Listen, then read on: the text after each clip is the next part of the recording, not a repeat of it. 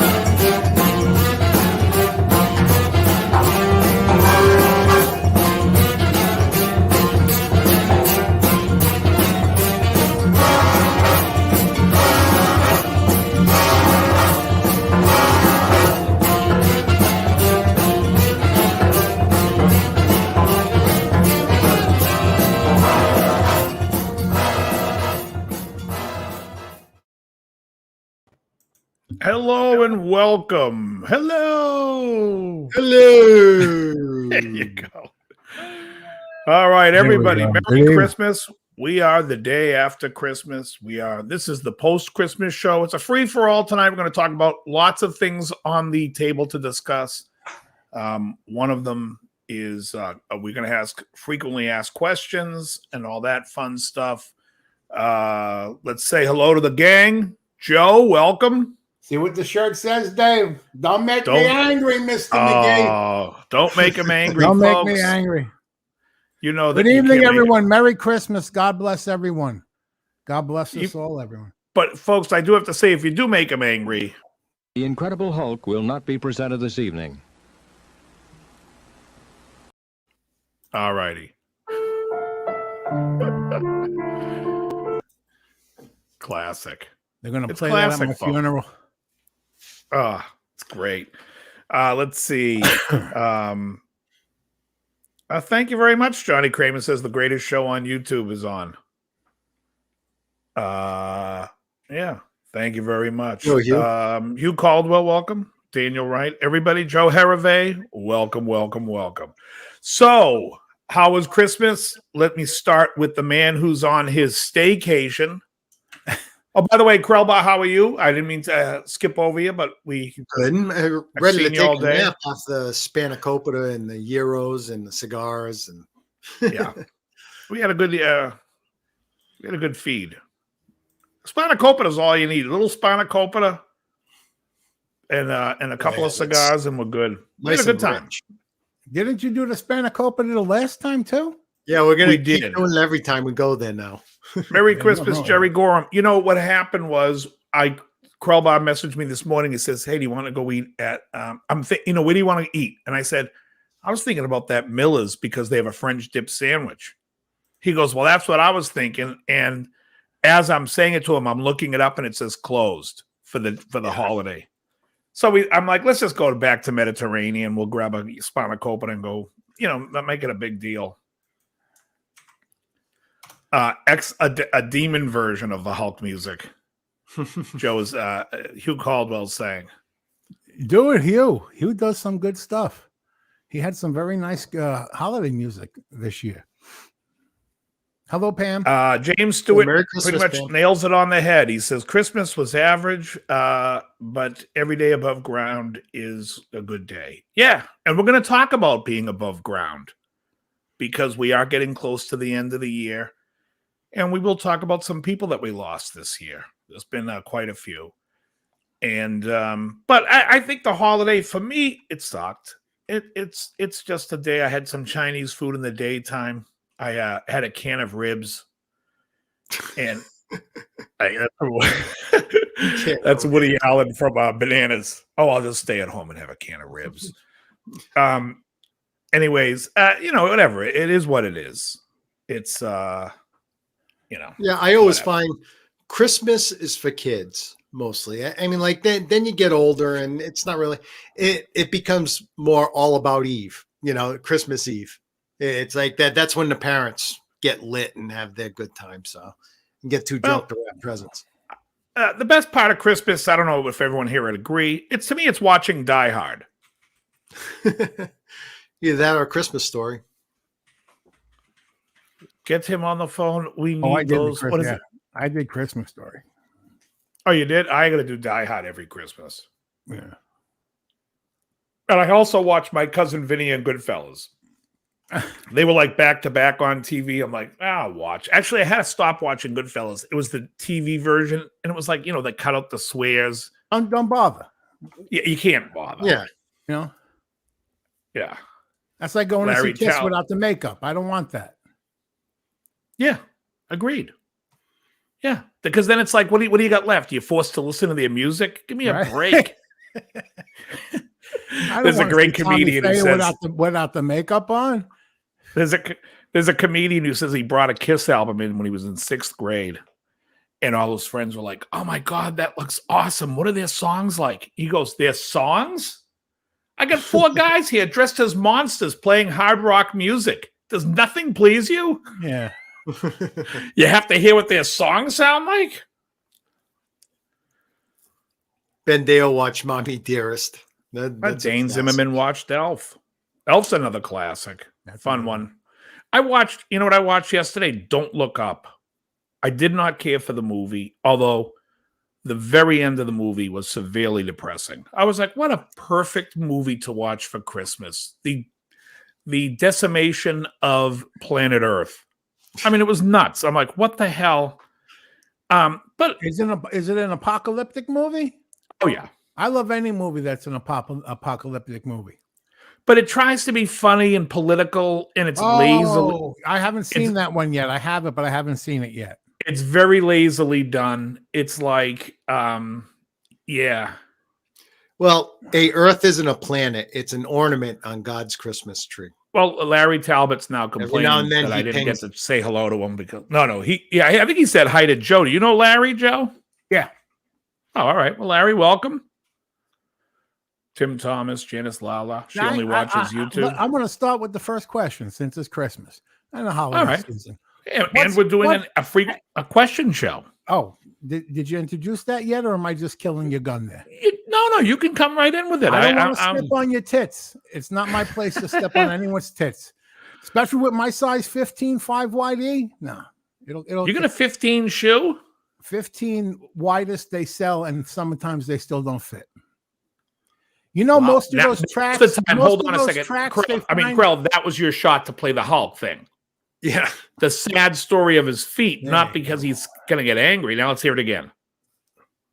Where is it? Oh, I got a size 15. We could do a sad violin. Yeah, but we all fucked up. Just crickets. Crickets. Yeah. Half of the time, all those casts they find that they think is Sasquatch, that was just me camping, walking around barefoot. Right, taking a leak. How tall are you, Joe? I was like 6'2". I think I'm like 5'10" now. Wow, you performed if you got size 15 feet. Holy crap. I've got size 13, but I'm a bit taller. But all right, we got a lot on the plate this evening here. So let me just say a few things here. First of all, folks. First, we have to give Joe a huge congratulations. He is at 7 months sober today. I left the phone down the hall. Shit. Today. Look, today, I'll get him the money, Jimmy. Today. I'll get him. You'll get your money, Jimmy. Today. All right. That was my good fellas. Usual, I'll say I drink to that. Absolutely awesome. And because I bring that up, I'm going to go, folks, we're doing a frequently asked questions show. Last night, if anyone got like loves on my comments that you commented on my channel, it's because I didn't really love them back then. Like I was just hitting like, but I was now going back and reading them because there's so many questions that people ask me that I just completely ignore. And I still would ignore, but I would answer it verbally, but no, I'm not going to type out answers. Joe's running to do his thing, which now was not a good idea to go because I was going to bring Joe up as far as how I met him. So I'm going to start with this is a question that people asked. And it was, Dave, why did I change the format of your show And how did you find Joe for the show? This was asked of me. And I only went to get my bling. If I got bling, I'm going to throw that shit off. Excellent. Look at that, everybody. 7 years. 7 months, 7 years. 7 months. I mean, 7 months. Shit. Anyways, 7 months. So the question was, why did I change the format of the show and how did I find Joe? So the format of the show before was a little loosey-goosey and open. And some people were asking me, well, they liked when I sat and grabbed my guitar and played. And yeah, I'm thinking about possibly doing a secondary thing for that, like just a live thing, like an impromptu when I feel like it. Krellbar and I did a cigar live one time just because we felt like it. And so I have those things already set on my phone that if I'm going to do it from my phone or do it from here, that I have the JPEGs to throw them up. But I wanted to do the show and bring in a little bit of people that I know that I'm friendly with, or that I've been friendly with over the years, that I thought would be interesting for people to get to know. The guy who was here last week, Ricky Hayes, was a great guest who builds amplifiers. I don't know him, but I mean, if you're into Fender amps, he's the guy to know. I had Tim Kimber on, and Tim was awesome. Tim, was one of the big. Did you happen to catch Tim's movie yet? No, but I gotta say, the Hustler of Muscle Beach is excellent. It's on the list for the staycation. I love Kay Lenz, and Kay Lenz is in it, and Richard Hatch is in it. Oh, it's Franco Columbo's in it. It's a 70s TV movie with Richard Hatch about weightlifting in LA. I gotta watch it. You gotta watch it. It's brilliant. It's really brilliant. And, Santana recently just got hired to go do an award show in France. So they're flying her to Paris, and she is happy as a pig in shite. She's thrilled. And Anne-Marie, I believe, is coming to New England in January. And I should hear from her, maybe get her on the show again. But I know her and her husband said they were going to try to come out and catch a show. So that would be cool. And if they do, I'll definitely film the live show and have them there. So that'll be fun. But the reason I wanted to do that was because there's a lot more people coming on the show. So next month, which is not that far away, Howie Simon is coming on the show. This kid, Alex, who owns Copper Sound Pedals, is going to come on the show. And also Ken Haas from Reverend Guitars is going to come on the show. So it'll be interesting and fun stuff. And then we'll also do no guests, where we can act like idiots and whatnot. So that's how it all started. And when I realized that I had to do that I wanted to change the format, I talked to John Bingham and Ryan, who can't do the show all the time. And I'm like, I need more of a regular guy to bounce stuff on, someone that's funny and whatnot. And then I happened to stumble upon this sobriety vlog on Instagram. I'm like, who the hell keeps liking this, that it shows up in my feed? So I liked it. And then I went and looked at his page, and I'm like, here's a guy who is, I dance with Kay Lenz. Nice. Yeah, she used to be married to David Cassidy. Yep. But here's a guy who's bettering his life, who's made a decision to better his life, and then to sit there and shine a light on himself and say, watch me fuck up. I'm going to try my best to do, and to me, that's an inspirational guy. I mean, not to blow smoke up your ass, because Joe, I'm not. I'm just saying that really, because I said it to you from Jump Street. That to me it takes balls, and you got to respect balls. And I thought he was funny. And I said, Joe, you want to come on my show? You'd be perfect. And he's fit like a glove. I think everyone loves him. Right? Yeah.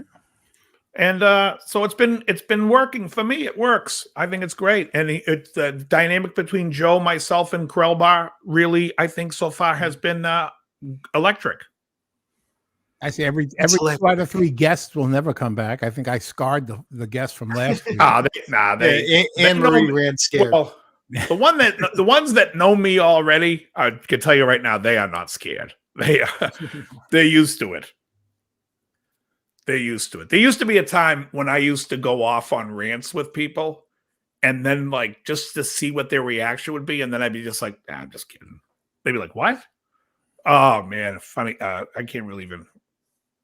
Oh, Janice Lala loves your channel. Joe's awesome, you, says Hugh Janice. Caldwell. Thank He's you, got Hugh. big feet and big balls, says Dane Zimmerman. Accountability is admirable, Joe, says Pam Thank you, Sylvia. Pam.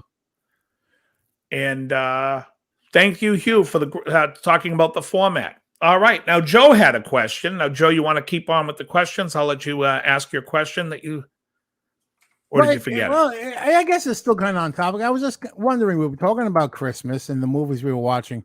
What's everyone's favorite Christmas or holiday? It's a perfect movie? question. You know? Perfect. And then not just for you, all YouTube, but everyone in the chat. Now, and think back, because there's a lot of, forgotten classics out there. The old Rankin and Bass. Because a Christmas movie, are you saying a movie traditionally that's Christmas? Or, for instance, like my favorite Thanksgiving movie is Willy Wonka and the Chocolate Factory. It has nothing to do with Thanksgiving, but it was always on TV on Thanksgiving. So it was like, to me, you can't have Thanksgiving without Wonka. But that's fine, because for me, growing up on the East Coast, we had on Thanksgiving Day was like all King Kong. Friday was all Godzilla. So that's how I equated, Yeah. You remember what the Easter movie was? The Easter movie? Every Easter, 10 Commandments used to play. Charlton Heston. Yeah. There was God one that always gave played dominion over Mad good Monster Party. and evil. Where's your Messiah now? There we go. Vacation. Yeah. Pam, I watched It's a Wonderful Life yesterday morning with Mikey. It was the first time I had seen it in a couple of decades, I think. Oh my goodness. There wasn't a dry eye in the house, but the only eyes in the house were mine. I mean, Mikey's Hugh got Caldwell eyes, saying Little Shop on the Corner. What's that? I don't know. That Little Shop of Horrors. Joe, what is your favorite Christmas movie? And I just want to ask real quick, because if Die Hard's allowed, Die Hard is my all-time favorite. I always allow Die Hard. Why not? That's my favorite Christmas movie. It ends with a Christmas song. It's themed around Christmas, and people are come getting out to killed. the coast. The terrorists are getting killed. I think that's the best way to spend Christmas. Come on to the coast. We'll have a few laughs. Yeah, hey, I don't care if your favorite Christmas movie is Black Christmas, that's an excellent horror movie, or Silent Night, Deadly Night. It counts. Yeah. For me, I'm with James Stewart. Christmas Vacation is the best of vacation movies. Yeah, that is the best opinion. And that's always a Christmas story I always watch. Yeah. I got like for me, there's like a top three. But you could add on till the end of time, but I always have to have Christmas Story. Now I don't have TBS, so I have it on Vudu, and I just, it's over. Play it again. Right. I have also, you have to have A Wonderful Life. You have to watch that at least once. It's a beautiful message, And I talk about there is that a on the Christmas vlog. scene in Goodfellas. What? There is a Christmas scene in Goodfellas when they go to the bar and they're playing Frosty the Snowman, right? Actually, I think there's two. There's one in the bar, and then there's one when they're at home at that movie scares me more than like a normal horror movie, because that's real fucking violence. That's real shit. Now, don't be stupid with that money, Henry. Don't be stupid. Hey, I bought the biggest Christmas tree they had, and he's throwing money all over the place. Yeah, and they kill every one of them that was involved in that Lufthansa heist. Yeah. Peanuts is my Guitar Zombie says Peanuts is his all-time favorite. The Charlie Brown Kwanzaa special on YouTube could be one of my favorites. Of all the motherfuckers, Charlie Brown, you the motherfuckerest. That's my favorite line. That literally sounds like something I would say in one of my vlogs. Oh, you got to watch that. You will die laughing. It is so fantastic. So fantastic. Now, you asked a question and you were like, I don't know if that's going to be a good question to ask. A question I had is, like anytime somebody does a list and they're talking about a list of, what's your favorite album by this band? And what's the thing that everyone says you have to omit? You have to omit greatest hits or compilations, best ofs, all that, because they're not really albums. My question is, 3 compilation albums or greatest hits, however you want to call them, growing up, that was huge in your life and music development.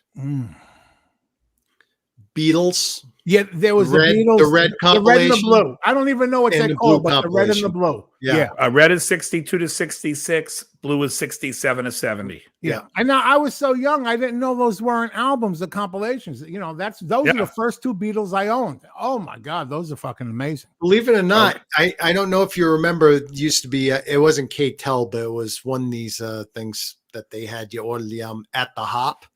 It had a whole bunch of 50 songs, but it drew 60 songs in too. And it had Talk Talk by the Music Machine on it. And it was just out of play. You had Danny and Junior's with At the Hop. Then you had Talk Talk. You know, I don't know if you've ever heard that song. It's Alice Cooper did a cover of that song. Which one? Talk Talk by the Music Machine. I don't know. I'd have to hear it. Here's my situation. It's an only child. Bird's Anthology, Thick as a Brick is not a compilation record. It's one song. Yeah. So for me, the reason I thought of it was because a song came on Ozzy's Boneyard, and I'm like, even though I loved the song on the first album, it made me start to think about We Sold Our Soul for Rock and Roll, the Black Sabbath compilation album. I loved that record growing up. I absolutely loved it. And then I thought, God, another greatest hits album I loved was always Aerosmith's Greatest Hits. Yeah. Loved it. There's something that came out in, I think, the early 2000s. It's a compilation of Joe Jackson, 2 CDs. And it's a great compilation. I can't remember the title of the compilation, though. I'd have to. Yeah, but that wasn't something you listened to growing up. Well, I listened to Joe Jackson growing up, the individual albums. Right, but that's what I mean. But I'm talking about something that was pivotal in, like, see, We Sold Our Soul turned me on to Sabbath.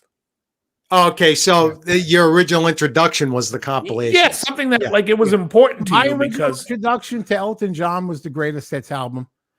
There you go. Yellow's Greatest Hits. I honestly, I've never bought a single Elton John album. I just had the Greatest Hits album. Also, the Billy Joel Greatest Hits album. That was my introduction to Billy Joel. Just collects every amazing song. ELO Greatest Hits. That definitely was one. Where wow, okay, I got that before listening to albums from them. See, I didn't have that many. For me, Neil Journey. I didn't know Journey had a greatest. See, the Greatest Hits of Journey was after Frontiers and after, and I already had all those albums. Yeah. Joe D'Angelo, welcome. Tone Seeker, CCR, and the Eagles. Eagles, the best of the Eagles is definitely in there. Or Greatest Hits, whatever it was called. Greatest Hits, well, the blue one. That's one of the biggest selling Greatest Hits albums of all time, I think. Oh, yeah. One of the biggest selling albums in the United States. I think it got surpassed by something eventually, but it was for the longest time the biggest selling album. Another one that was really important that at the time I did not know was a best of was Made in the Shade by the Rolling Stones. Oh, okay. That is a fantastic mix of early stuff that you don't find everywhere. If you ever get the chance to check. 2-album set by the Stones. That Hot Rocks. Hot Rocks, okay. Another great one. See, to me, Hot Rocks was more important than 62 to 66 and 67 to 70 because I grew up in a house where I remember those Beatles albums, Revolver, Rubber Soul. So the Stones, I couldn't tell you one Stones album when I was a kid. All I could tell you was Hot Rocks. And then when a couple of years, like in the early 80s after Emotional Rescue, my older brother bought Made in the Shade. I was like, this record's unbelievable. I had no idea it was a compilation. But you know, the opposite, now there's an opposite question. And this one, I don't know, you would remember names of albums, Dave, but Big hits, you ever see when a group has an album come out that's greatest hits, like greatest hits? Did you have more than one song? What are you doing? Yeah. You only know one or two songs. You only know one or two songs. How did you have it? Wait, who? Right. Like Did Head you have East. more than one album? Yeah, Head East Greatest Hits, yeah. Right, Head East had that one song. I'm trying to think of bands that had one song that had a hits album. Oh, the Ides of March. Right, they had the song Vehicle. Well, I'm a friend, a stranger in the black sedan. I want to hop inside my car. It's like Steely Dan's Greatest Hits was great. I think that Citizen. And when did Citizen come out? the Steely Dan box set, and I have that. Jan. Oh, Abbey Road. But Abbey Road is not a compilation record. We're talking about compilations. Yes songs. Yes, Hugh. I think they even toured Yes songs when that album came out. They could have. Yeah.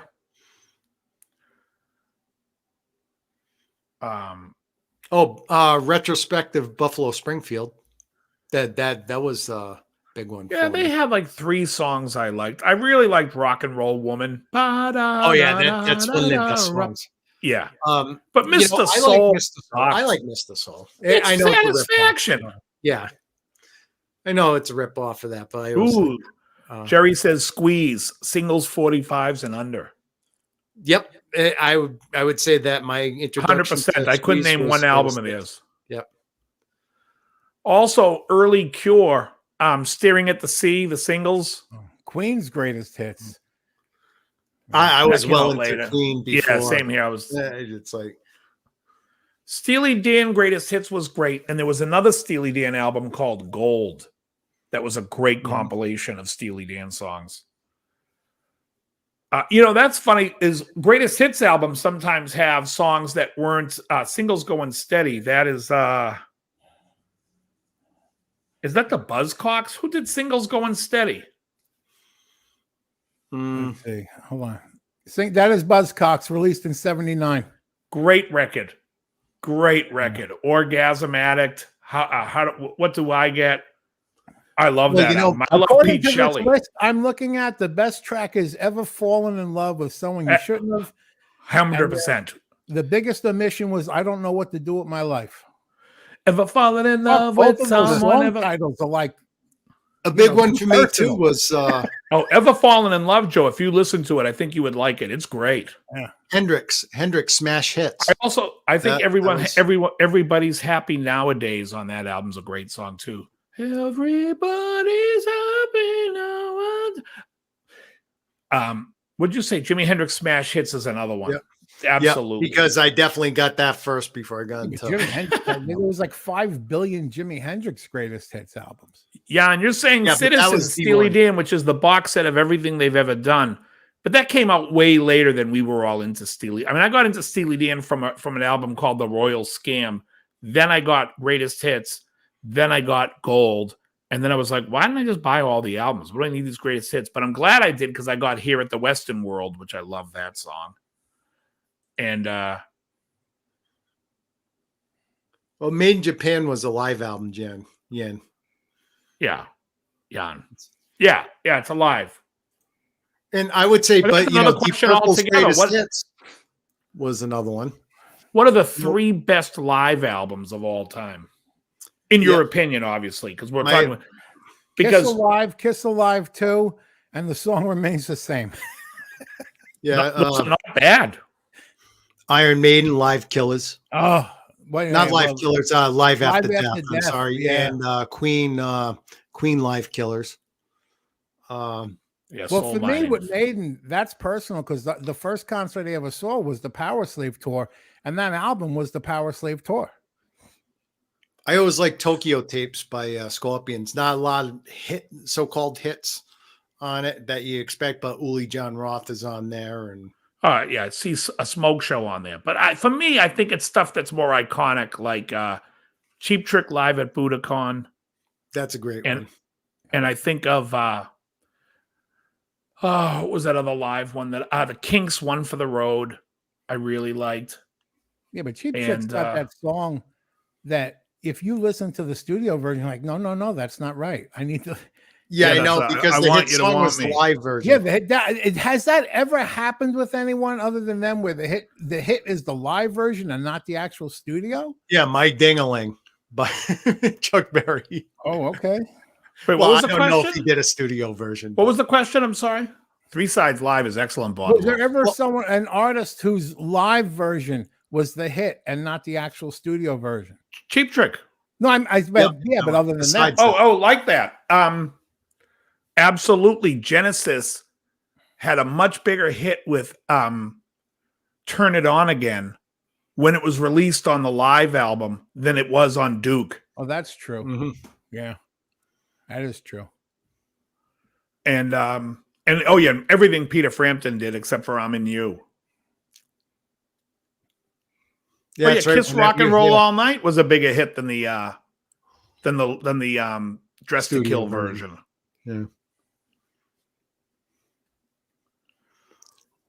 Allman Brothers live at Fillmore East, but I'm trying to think if there was a song on there that was big. There wasn't anything better than the studio stuff from them. Although I have some buddies who are very big Allman Brothers fans who would argue with me on that. Here's one, Strut, by Bob Seger. That live version was bigger than. Oh no, Catmandu was the big live one that everyone. Yeah, that was a live one too. But I mean, like Strut was live. I know the recorded version.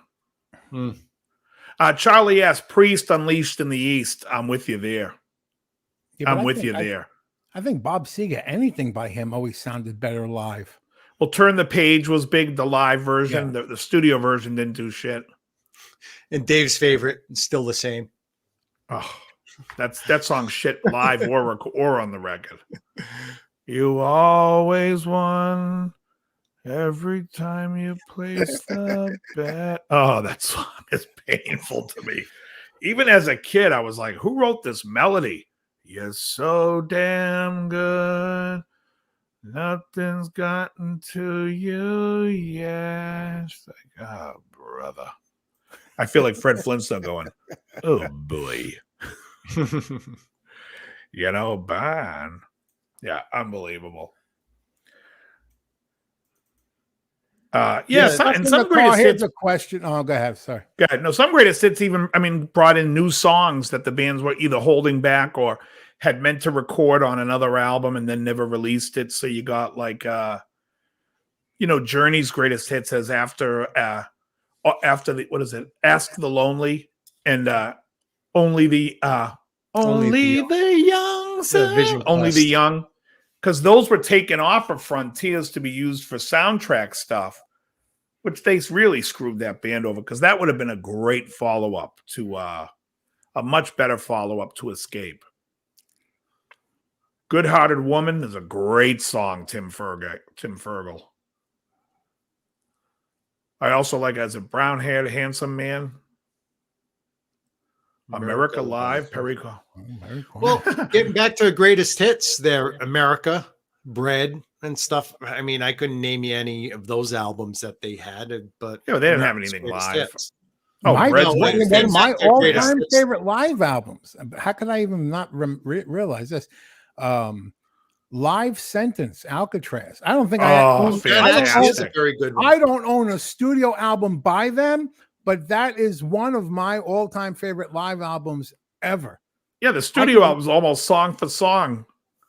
But it has Evil Eye. I love that Evil Eye. Larry Talbot says Perry Como live. Nothing is better than Eugene Levy on SNL doing the Perry Como is Still Alive tour. And he's like, I love the nightlife.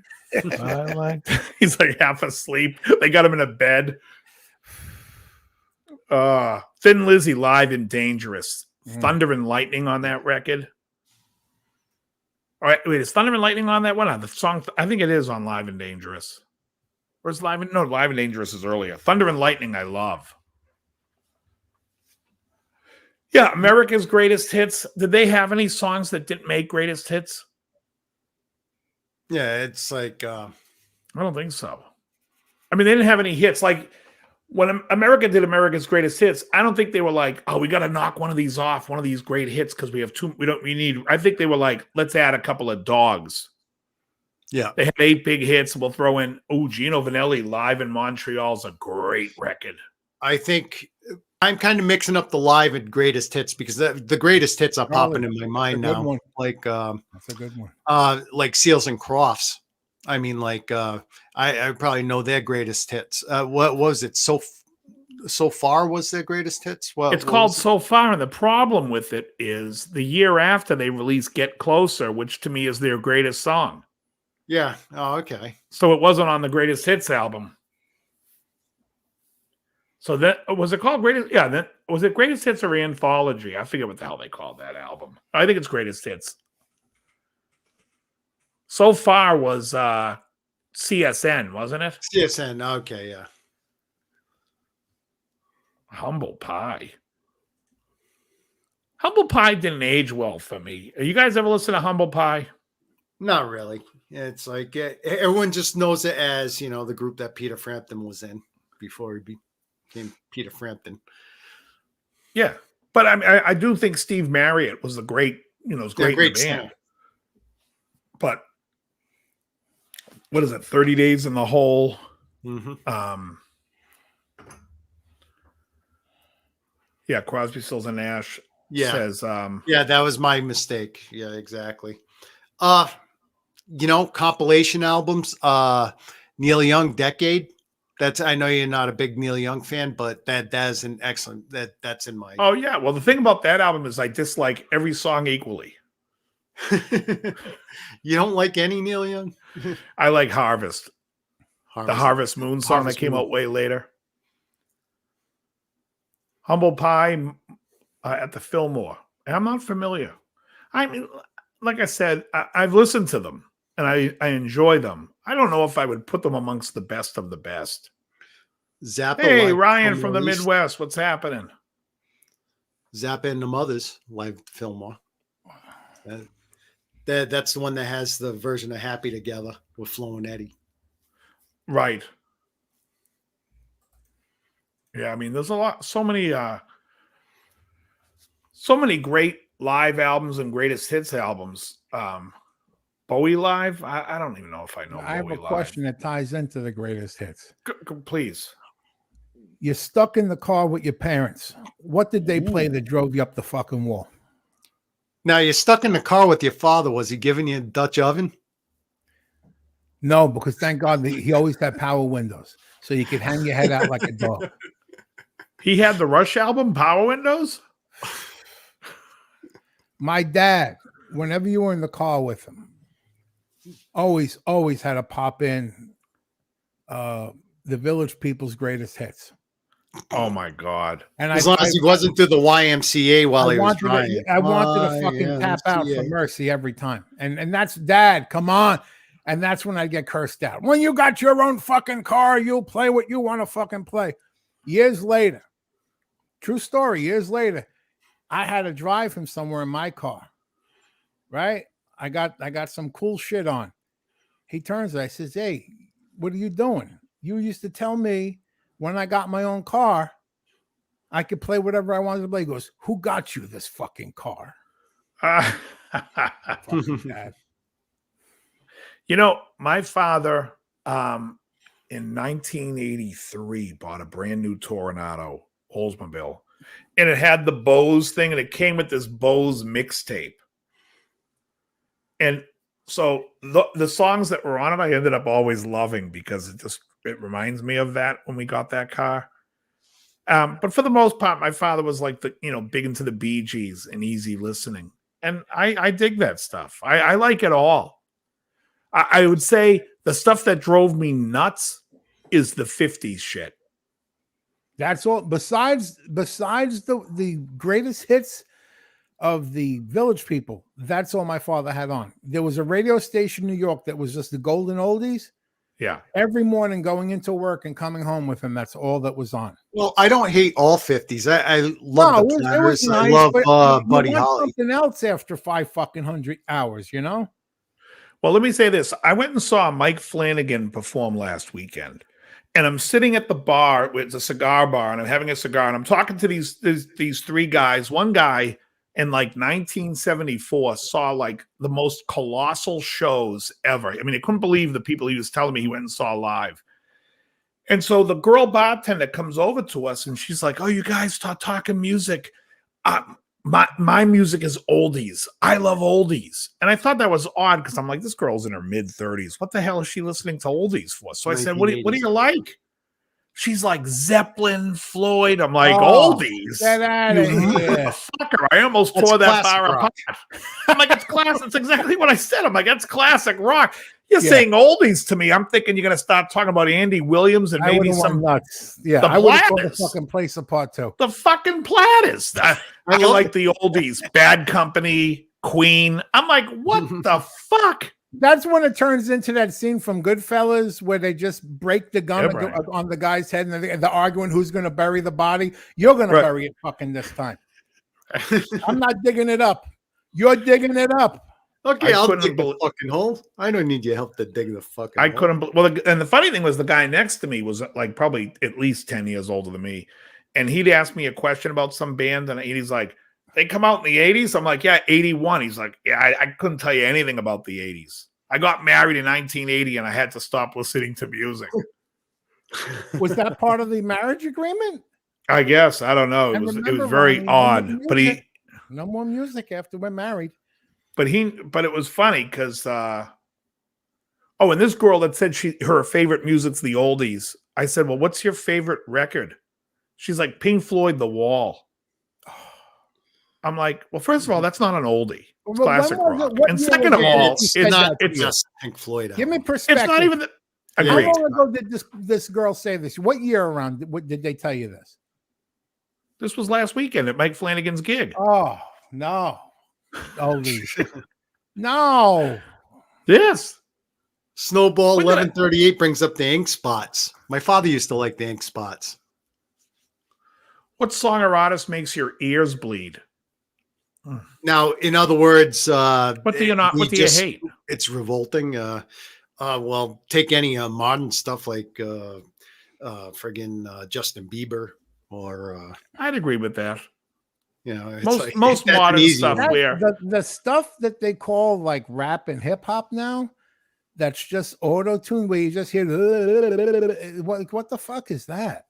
Yeah, it's not good. Also, the other thing about that is like when they take the drums and the music and everything is just fucking slammed as high as you can and then compressed. So nothing has any dynamics. I can't listen to any of that. It just drives me bananas. You asked that girl, what's your favorite a golden oldie album? She said Saint Anger by Metallica. Right.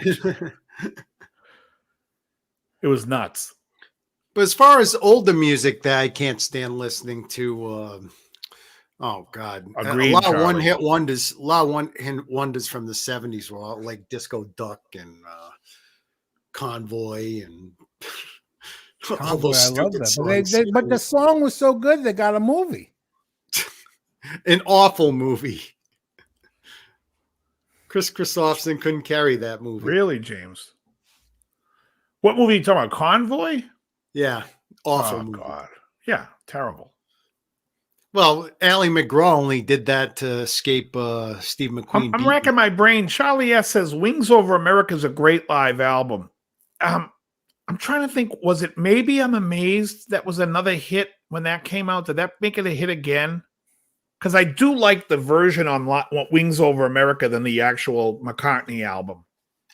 Yeah, that's another case. I think the live version gets more airplay than yeah, it also has the extended ending. Yeah. Yeah, I do too. I think that's a better version. This Convoy soundtrack. C.W. McCall. God, unbelievable. There was a lot of bad stuff in the 70s. Well, somebody brought up country music. Country music took a dive in the 70s. Some of the shit like Sleeping Single in a Double Bed, Barbara Mandrell, that was rotten. But I mean, there's still some good stuff. Well, Eddie Rabbit. You don't. Snowball's bringing up a little. What's his name? Merle Haggard from Muskogee. Yeah, Merle Haggard. I love Merle. Working Man Blues. I used to perform that song all the time. C.W. McCall is still alive, and he's still using a CB radio in the age of the internet. The Mandrell sisters. Yeah. You know, Barbara was a smoking pedal steel player. Yeah. All those sisters. Oh, I love Freddie. Wasted days and wasted nights. My mother. What was the other? Freddie Fender. Freddie Fender. And I'll be there. before the next teardrops fall. Well, let me put it this way. My mother loved his voice and stuff, but when she saw who it was, it's like that's who sings that? I was very friendly with this Mexican Mexican woman in LA. And one time I was singing that song and she's like, "Are you singing the Fat Mexican?" I'm like, "What?" She's Mexican, but that's what she says to me. "Are you singing that Fat Mexican, Freddie Fender?" I'm like, Christ, I like them. And you had all the kitschy hits like Pac-Man Fever in the 70s. That was awful. Barnes and Barnes. Barnes and Barnes were awesome. That's who did Pac-Man Fever, is it? Or is it Buckner and Garcia? No, that's Buckner and Garcia. Buckner and Garcia, okay. Who could have been? Freddie Fender? Love a Rainy Night.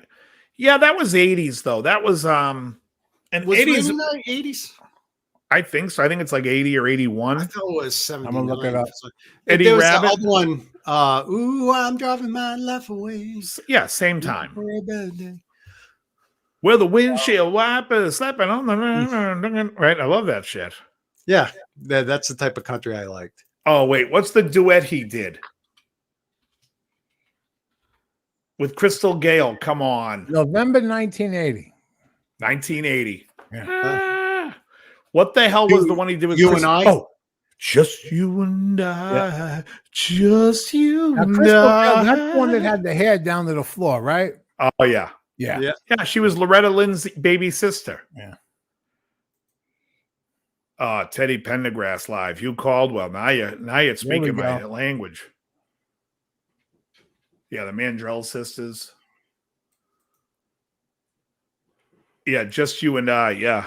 Oh God. You know what? We were at a gig, me and Jimmy, and we were talking about the song "Born Again" by Sarita and Billy Preston. You guys know that song? Come give me your kindness. Duh. And then we started talking about Teddy Pendergrass with Whitney Houston.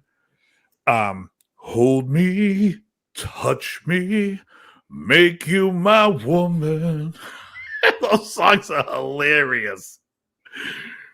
Those are the songs I enjoy. When I'm alone with a bottle of wet platinum. But nowadays you got classes like that WAP. You're going to compare those with modern classics like that? Right. Yeah. Yeah, it's unbelievable.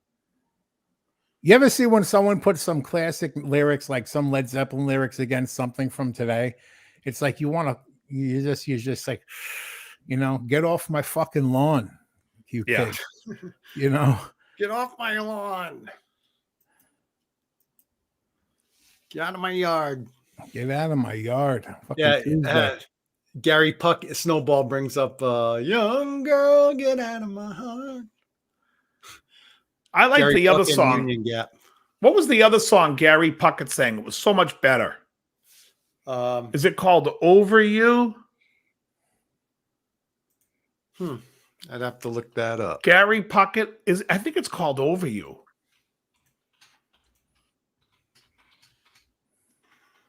Am I right? I'm going to look that up here.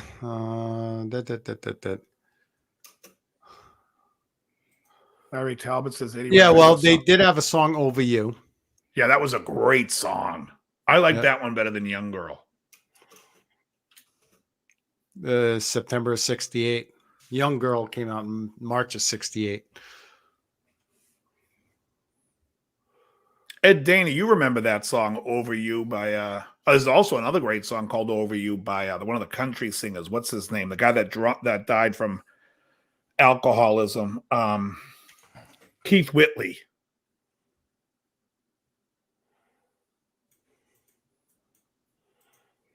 Live Without a Net.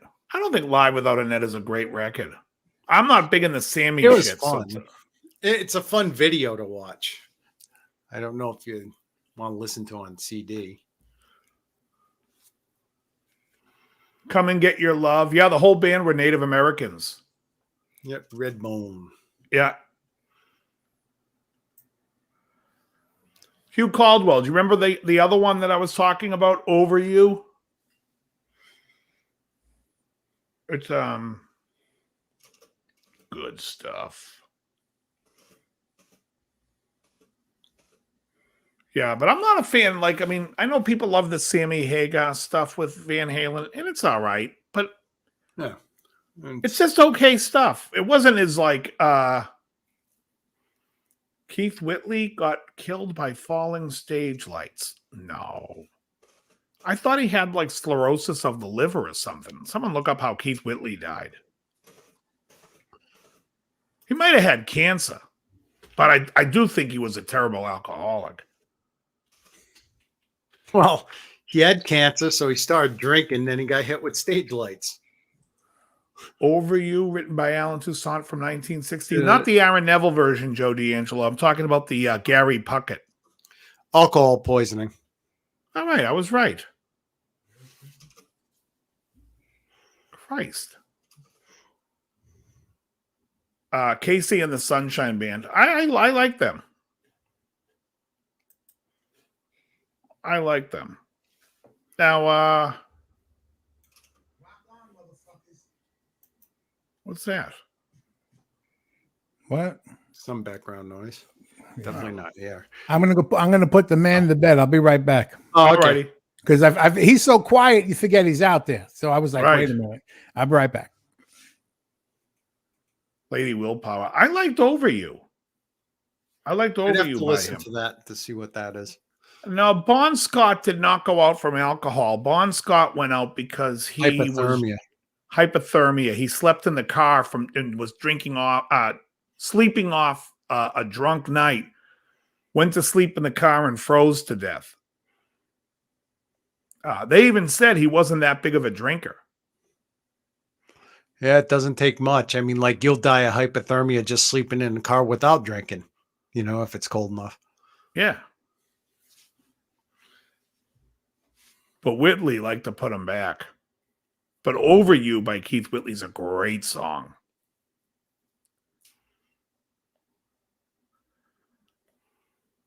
The person that got hit by the stage lights, Ed Dana, was Curtis Mayfield.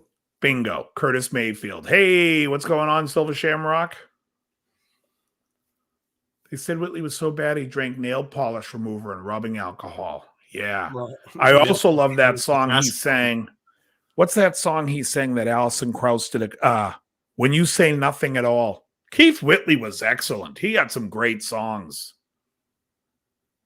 I love When You Say Nothing at All. That and Over You are his two best. He was great. I love country music. I don't think it gets enough. It gets enough love. Well, it's like anything else. No, It's it like paralyzed him, Ed Dana. Yeah.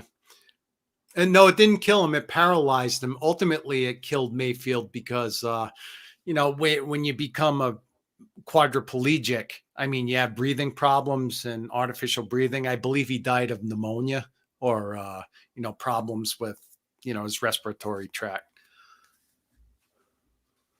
Yeah, and he wrote some great songs. Mm-hmm. He was without great. Mayfield, there's no Hendrix, really. I mean, it's like Hendrix took a lot of stuff from Curtis Mayfield. Yeah, but I love the Curtis Mayfield Experience album. Yes, he was Ed Dana. He was married to Lori Morgan. Yeah, Whitley was great. I played in a country band. We used to do Over You and When You Say Nothing at All. Great songs. Great songs. I like that screen name, the Silver Shamrock. You do? It's Halloween 3, Season of the Witch. Oh, is that what it's from? Happy, happy Halloween, Halloween, Silver Shamrock. A good movie unto itself. Has nothing to do with the Michael Myers thing, but I like the movie as it's. Yeah, I think John Carpenter said good things about it, but he hated 2. Yeah. I think he was obligated to do a third Halloween movie, so he did one that had nothing to do with it, but he had to call it Halloween. So he didn't do 2. He didn't Somebody do else? 2? No. Who directed 2? Hold on. Halloween 2.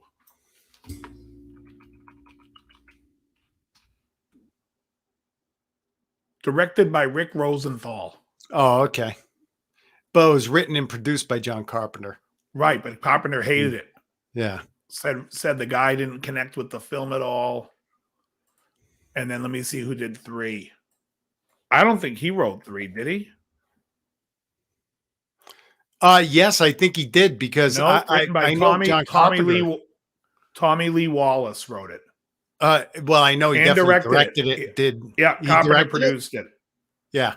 I know Carpenter did the music for it too. Yeah, he did. Him and Alan Howarth. And that starred Tom Atkins, who is like well-revered actor in the horror industry. I got to see Bon Scott live open for Journey in '78. That was yeah.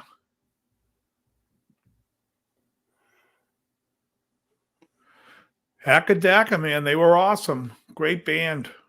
Yeah, I got to see Best them. John Carpenter movie. The Thing. Have you seen the remake of, not the remake, but the newest version of The Thing? The prequel. Yeah, they call it a prequel. But yeah, did you see it? Yeah. Yeah, I saw it.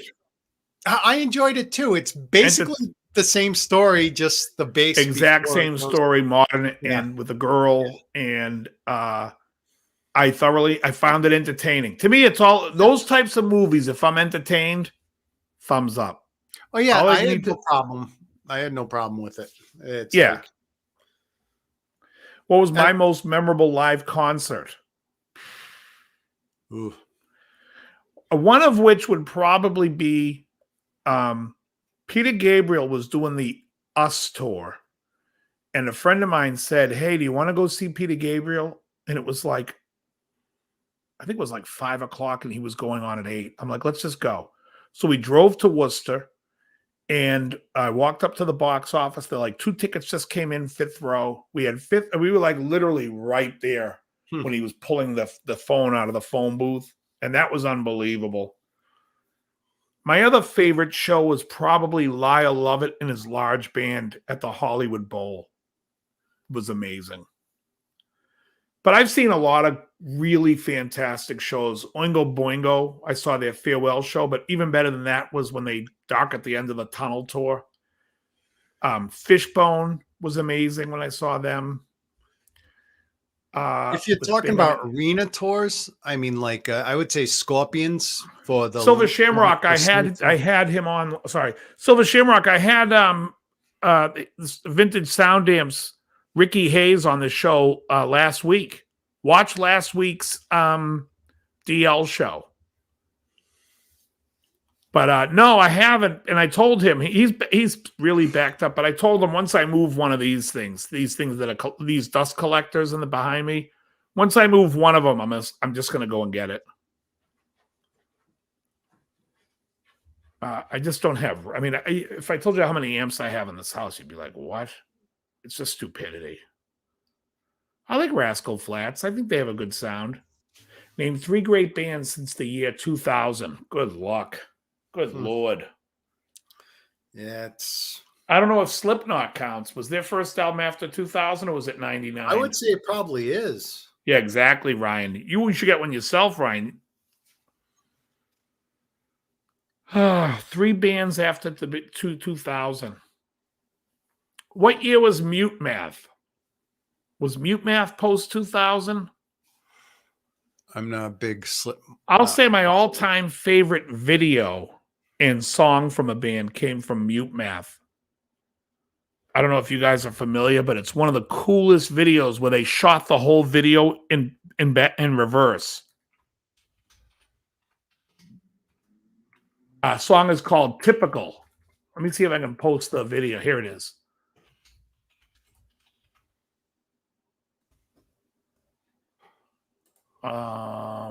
Boom. Cut. Paste. Check out that video. That whole video is shot in reverse. It's unbelievable. Stones 94 Memphis. Oh, that's very cool, Larry.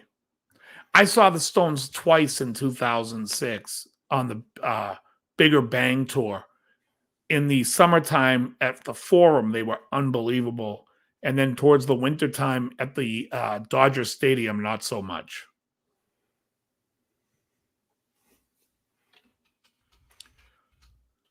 Let me see if it says what year that song came out. 2007.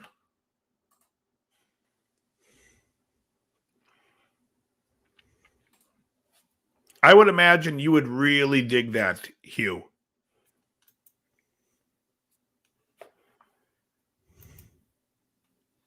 Has a lot of great elements.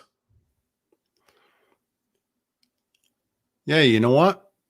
It's like past 2000. I mean, there isn't really any bands that came out that were worth a damn. No, unless you like Nickelback. Hey, Robert, what's happening? Yeah, I'm trying to think what else I dug post 2000. There were albums I definitely dug. I don't know if there were bands. Yeah, definitely albums, but I mean, it's like I think he wants to know bands. So Yeah, I don't know. Like I said, Mute Math I dug. Like I said, and I love that video. Everything's shot in reverse. well, Queens of the Stone Age, I think we're around since '96, so I don't think that counts. Yeah.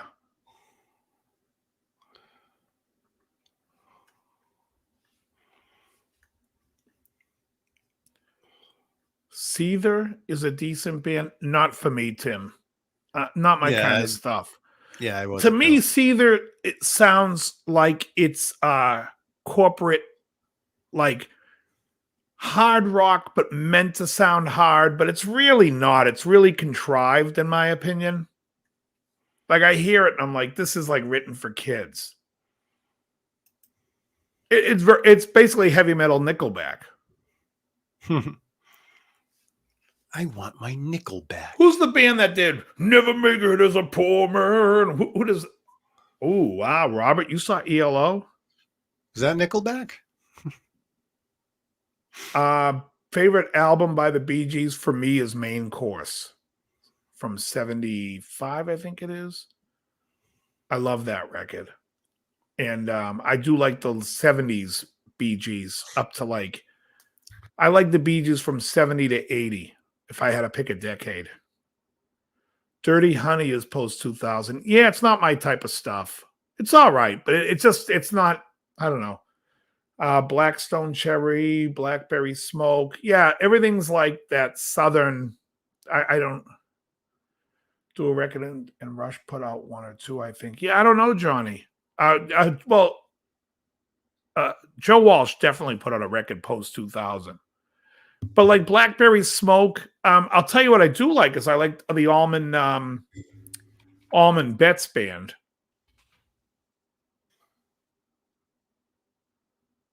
Wow, Freak Kitchen's been around since '92. I was going to say, That's Matthias Eklund. Yeah, it's like I'm familiar with a lot of stuff from 2000s, but it says Appetizer came out in 1994. So Big Wreck. Yeah, Big Wreck is a Canadian band. They were in the 90s. Yeah, Bingham loves Big Wreck. Them, I explored their catalog. I mean, their latest one, Locomotive, is yeah, what's his name? The singer's, I mean, the main guy's name. Yeah, it's Ian Thornbury or something like that. Thornbury? I know his name's Thornbury. Angela Lansbury? Ian Thornley. What's the topic? Ian Thornley. I was trying to think of who the guy was from Big Wreck. Ian Thornley. Canadian band. Ian Thornley. Oh, yeah, Cheech is saying Ian Thornley. Oh, wait, now we got Bach. I like that. What's that black metal band called? Oh, I like Ghost post 2000. Yeah. I love the Melioria record. And also Gorgoroth is pretty hilarious. Hey, Rich, what's happening? Put mom to bed. Merry Christmas. Thornley. All right. Everyone's saying Ian Thornley. Yeah, I went back through the catalog and it's like, they've been around a long time. The stuff in the 90s was I didn't really like. but the latest one that I know of, Locomotive, is really good. Song Albatross off a previous album is pretty good. Guy sounds a lot like Chris Cornell. Oh, nice. Well, that's a good thing. I think Cornell has a little bit of Dio and a little bit of early Coverdale in him. Mm-hmm.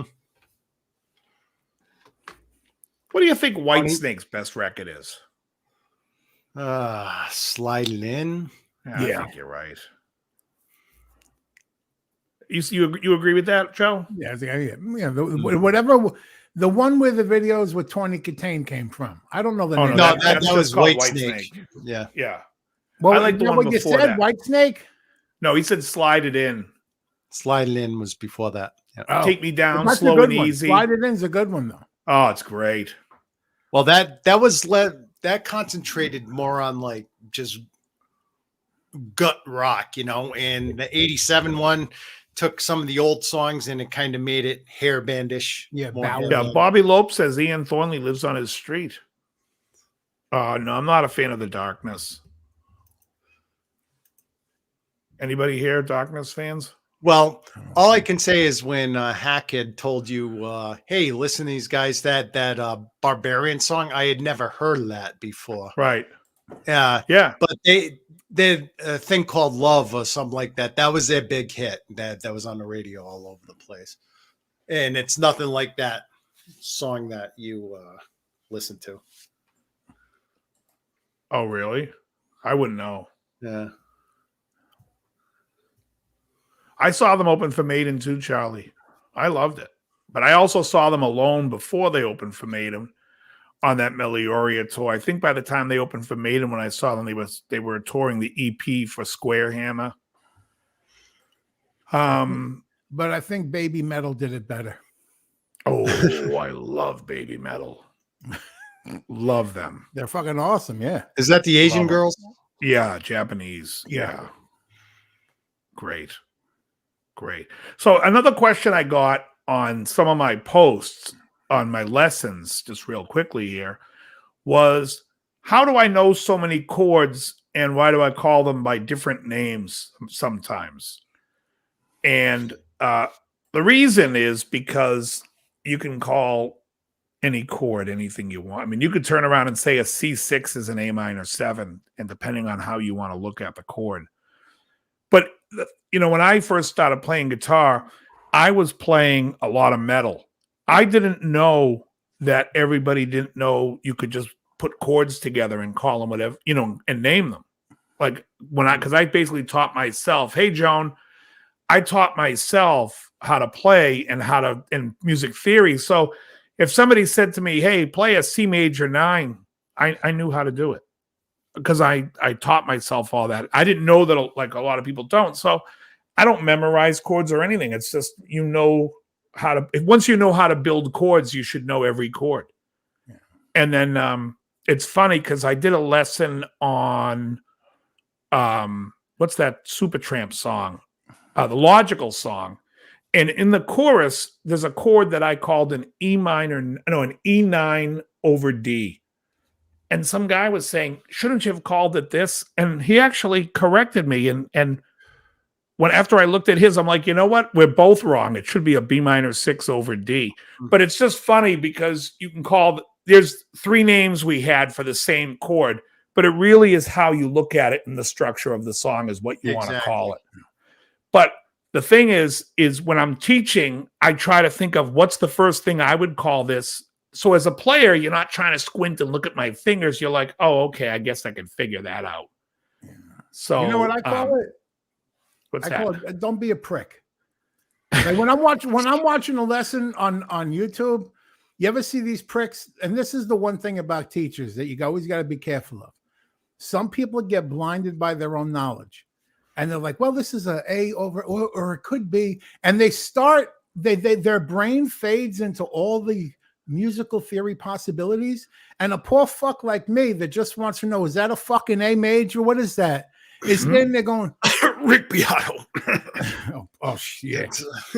I love that guy, but when he goes over my head really quick.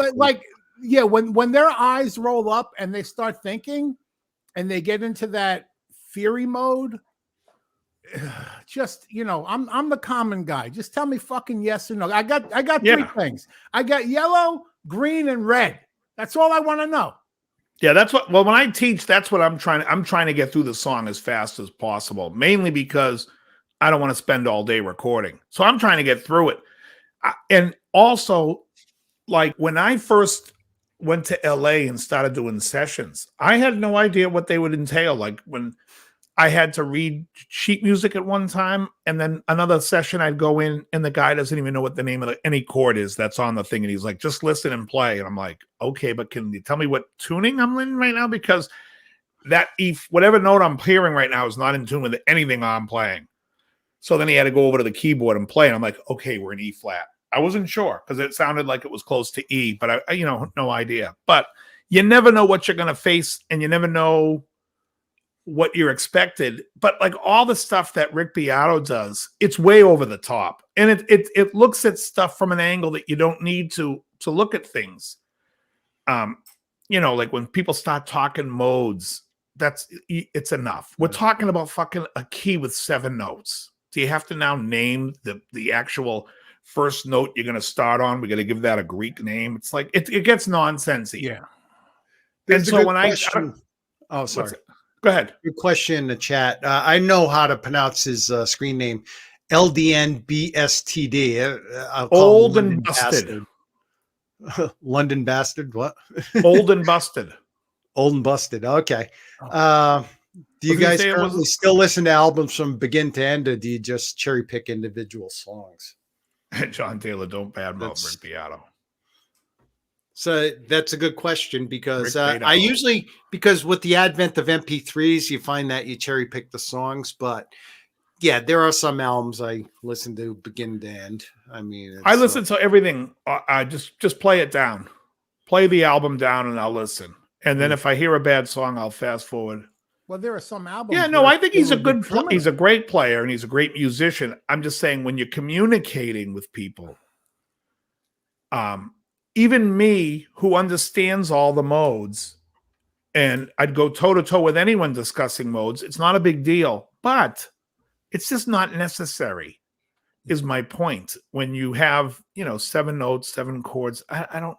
Well, if a song starts on the 2, and it's like D minor 7 to a G to a C, I don't need to be told that I'm in the key, I'm in D Dorian. I don't need it. Because even if you fuck up, you just say I'm playing jazz. There are no bad notes in jazz, only tensions. Yeah, that's just to tell John Taylor's probably just joking. Oh, he's joking. Badmouth Rick Beta O.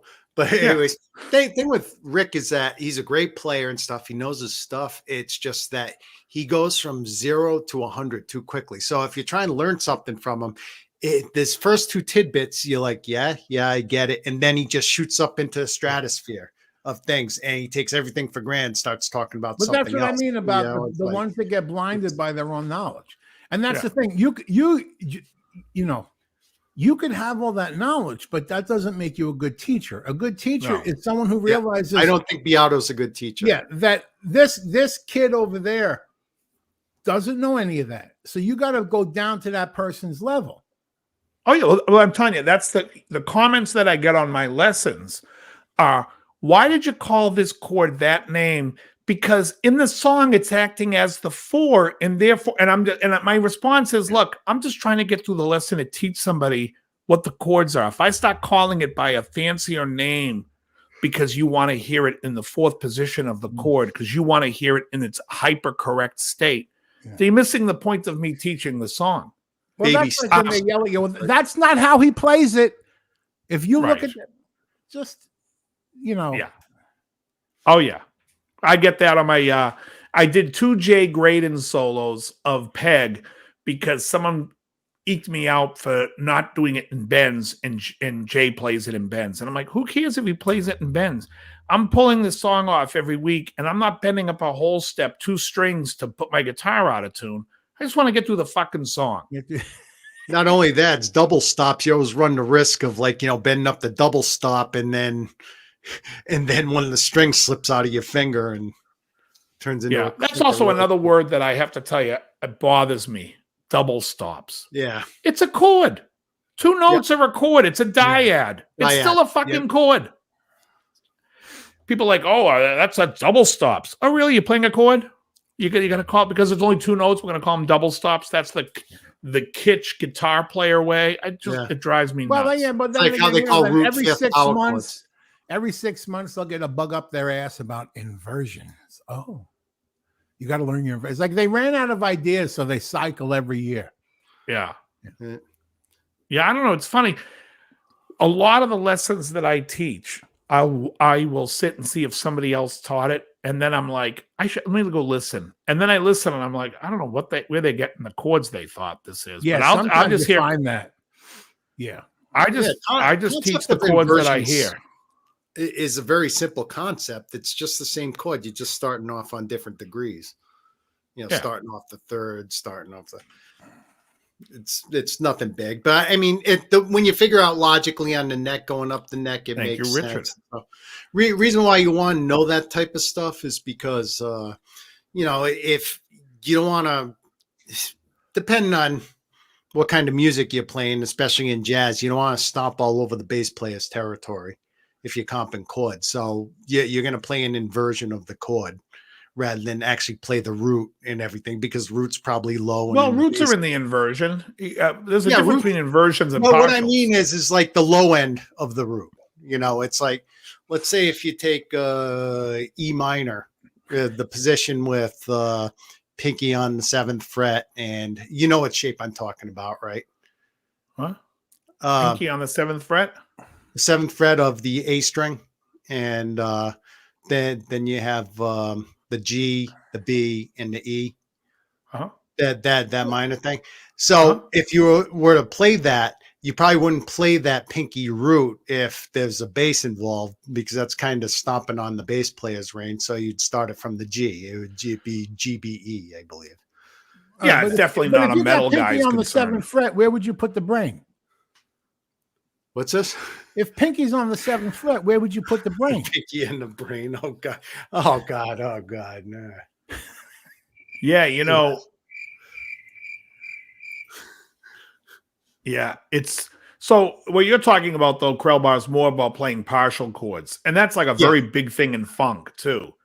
Is you never play the full chord because the bass and the keyboard are playing so much. So you want to either play a rhythmic thing, or you want to play real, like what's that song by the Spinners? Whenever you call me, I'll be there. You're playing the high end partial chords just to get through the song. Mm-hmm. But it has a sound and it sounds good. But yeah, no, that's not inversions. I mean, an inversion is just, if you're playing a C, you can play with the E as the, there's the first inversion, which is with the E as the bass note, and you can play it as second inversion with the G as the bass note. Yep. And if you're playing a C7, you can even have a third inversion with the B flat as the bass. But yeah. But otherwise, it's it is what it is. It's just some teachers. Anyways, that was my answer. Was the reason why? Because I call the chords what I do is because I'm trying to make it easy for the person playing it, that they can always. The next one here was going to be on January 2nd. Will be just the 3 of us, and you are welcome, Hugh, to come on. Yes, and we can wish each other a happy New Year. Indeed. But yeah, so anyway, that's the whole thing about chords and whatnot. And there's I have a bunch of videos. I do a bunch of stuff on theory, and I'm thinking about doing another live show where it's just me discussing some elements of songs that I taught and going over parts, just if there's things that people are struggling over. Because some people I get like a message is about the same thing as like, what the hell chord is that? I can't see what your fingers are doing. And I'm like, all right, well, I called off what it was. And I usually try to answer in the comments, but it's also be nice if I had my guitar and could show you at that time. So I was thinking about doing a live thing like that. Not often, but maybe once a month, doing like a live lesson How many cameras thing. do you use? One. If you had another camera, it could be on your fretboard. Show I got two. Well, Yeah. the Roper One here. camera. I do have two. I have two cameras. Yeah, I have to put it on. I watch your videos when I haven't watched the new one yet, but I always watch them, and it takes a minute to figure out the chord. If you watch what you're doing and listen to what you're saying, you can figure it out in 2 seconds. It's not terrible. But one of the things that I like, Joe, though, is I want you to work a little bit. Well, that's the thing. Good guitar teachers, and there's another guy I subscribe to. He's great. He says, "Stop using tab. Use your absolutely. Ears. Use your fucking ears. Use your eyes." And now with YouTube, you could zoom in. You could slow down. Yeah. You know. Yeah. Well, you know what using tab is like. Using tab, it's really you're just playing blind. You're just being shown. You're being shown something what to do, but you're not being taught how to do it. Yeah. I mean, it would be horrible if I taught lessons, then every chord would be called the same. Okay, now you're playing this motherfucker right here, but then go right over to that motherfucker. You see this fucker down there? So it's like, when you did the first motherfucker, where were your fingers? What do you want? You guys can use tab. I'll use Fresca. Yeah, fucking tab. We had a basement full of tab. No one would touch that. That shit could strip death. Yeah, it was awful. Horrible. Yeah, the Simpsons episode. The thing with tab is it doesn't help you understand what you're playing. Yeah. And so, like, I grew up, my first instrument was piano. And so on piano, I was a butcher, an absolute butcher. I had no idea what the hell I was doing, but I did teach myself how to construct chords. So it wasn't long before I realized that a C major 7 chord is an E minor chord over a C bass. You know, and that's something else that confuses people. I'll say, here's an A over G. And they mean, don't you mean like the G is over the A? Because on a guitar, the G is on top of the A. But musically, the low note is on the bottom in music. So I'm talking musically. Do you know what I mean? So the A chord is over the G bass. And that throws people off too. It used to throw me off all the time. But I lost where I was going with this. But yeah, so I mean, either way, you know, people, you know, you should learn the chords, and I'm thinking about doing that for a live show. You know, it's to go over chords and how to build chords. Oh, I was saying about the C minor, the E minor is over the C is the C major 7. So if I'm in a band like I do and I play one of these nights, there's a section that goes C major 7 to G major 7. Well, on the guitar, I'm just playing an E minor triad to a B minor triad because the bass is taking the bass notes. Therefore, together we are making that chord, and I'm not stepping on his sound. And if you listen to the song one of these nights, at the end, he's like, he's just playing B minors in every inversion up down the neck while the G is playing the bass. So it sounds like a G major 7 inversion the whole time, but he's never hitting the G, the bass is.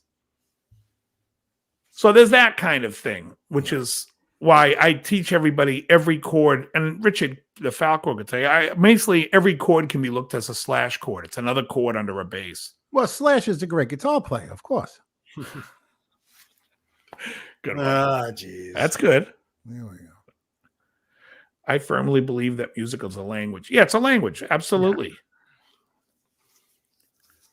Nature is a language. Can't you read?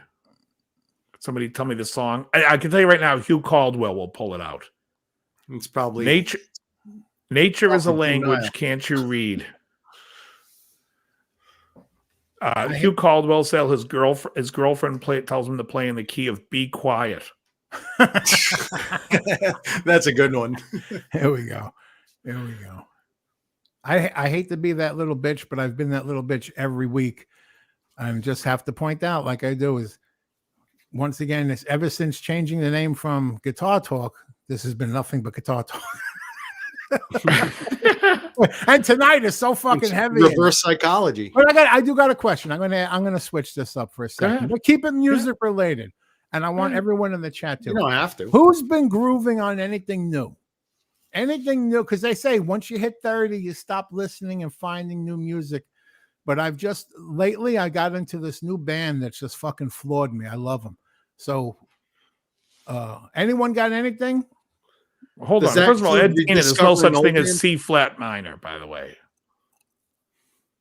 Just so we're clear, there is no key as C flat minor.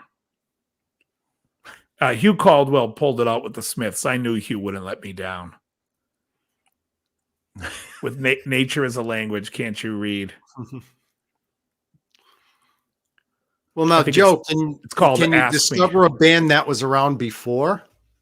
You know, let's say you discover a band now that was the band 30 that years I got ago. into. They've been around, obviously, I think since 2010, but had not known about it.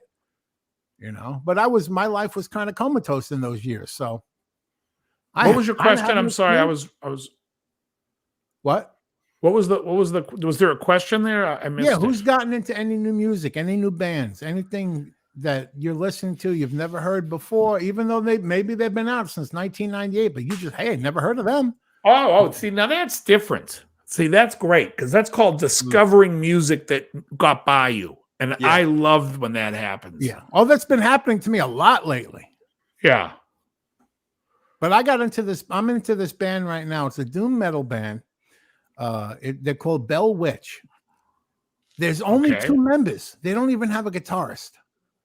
It's the drummer and the bass player. And the bass player plays so fucking beautifully and haunting. He has a 6-string, so there's a lot of tapping. He does chords and then he taps onto the chords. It's just holy shit. I'm just bass and drums. That sounds like Morphine. Anyone remember that band Morphine? With them. I will say this. The other day I couldn't sleep. I had the TV on and then I realized, you know what, the light from the TV is driving me nuts. So I put on Cocteau Twins album Treasure. Now, I'm a huge Cocteau Twins fan, but boy, I love that album. I just wanted to say that for Hugh Caldwell in the chat. Treasure is such a good record, Hugh. Now let me try to think of something that I've found that I haven't. Well, you know what I do is you guys like ELO, right? Yep. Yeah. But how many do you guys know albums by them? Can you tell me? Well, I know some names of the albums, but I don't know all the obscure. So what I did was I went out and put on and burnt I have a flash drive in my car that I can put in and listen. And I put every ELO album and I listened to every ELO album. Then I listened to like Out of the Blue a few times, and I listened to a New World Record a few times. Boy, and it's just great stuff when you're like, man, like this went by me. Like I listened to Greatest Hits, and there's so much other stuff on here. And so that's a cool thing to do too. Same with like what was the band we were talking about, like with Greatest Hits that you guys said we never even listened to? When we were talking about Greatest Hits albums, you guys were saying you don't even know any of their other albums. Yeah, same here, Alan. Same here. Billy Strings is awesome. Again, I really like Brian Sutton. That's the sad clown. I just discovered Puddle's Pity Party a few weeks ago. Now, Joe, have you ever listened to Michael Schenker Group at all? Yes. That 1981 MSG album is phenomenal with On and Is that On. the one with Captain Nemo on it? No, On and On. Captain Nemo's on Built to Destroy. On and On. The 81 albums, Howie Simon and I talk about it a lot because we both think that album's unbelievable. But he's an amazing guitar player. He's great. Fire. Oh, he's great. Attack of the Mad Axeman is on that album. But I'm telling you, if that's an album to put on in your car, every song is fantastic. But it's funny how there are people who've never heard of something. Like on my Instagram the other day, I posted a picture of Leslie West because a year ago he passed away.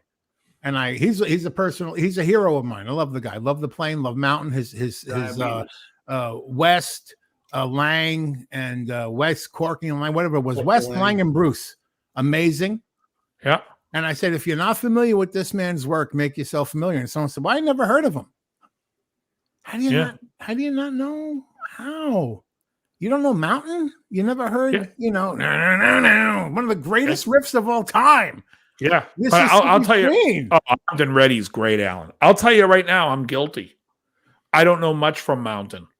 And from when I was a kid, all the older guys that played guitar would go off about how great he was. Oh, he's fucking awesome. And so that's my own fault. And when I remember I was in 7th grade or 8th grade, and a buddy of mine's brother's friend was a guitar player, and he's like, do you know who Michael Schenker Group is? And I'm like, no. He goes, so he was telling me, you got to get MSG, you got to get UFO Obsession. Yeah. He gave me a list, and Robin Trower, Bridge of Sighs. He gave me albums to check out. I went out and bought them because I was a kid going, this guy told me to get him. He's a cool dude, And fuck, I ended up loving that. That was the best way to discover music back then. You had no idea. You didn't good know. Way, sorry? Good way to discover music, too, was Strawberries. Back in 80s and 90s and stuff, they'd have the cutout bins, 99-cent cassettes. You'd look at a cassette, not know who the hell it is, and just take a chance on it. Hey, I don't know what the fuck Strawberries is. I was like, what? That's a record store. Eating strawberries? Yeah, how did that like help? Sam Goody. What did you have in New York? Sam Goody? There was FYE. We had in New York there was Tower Records, but we had a little local store in where I went, Bay Terrace. Yeah, the cutout bins. That's where all the magic was. Worst that can happen is you spend 99 cents and it's a dog of an album. Yeah, I like the move. Old and Busted.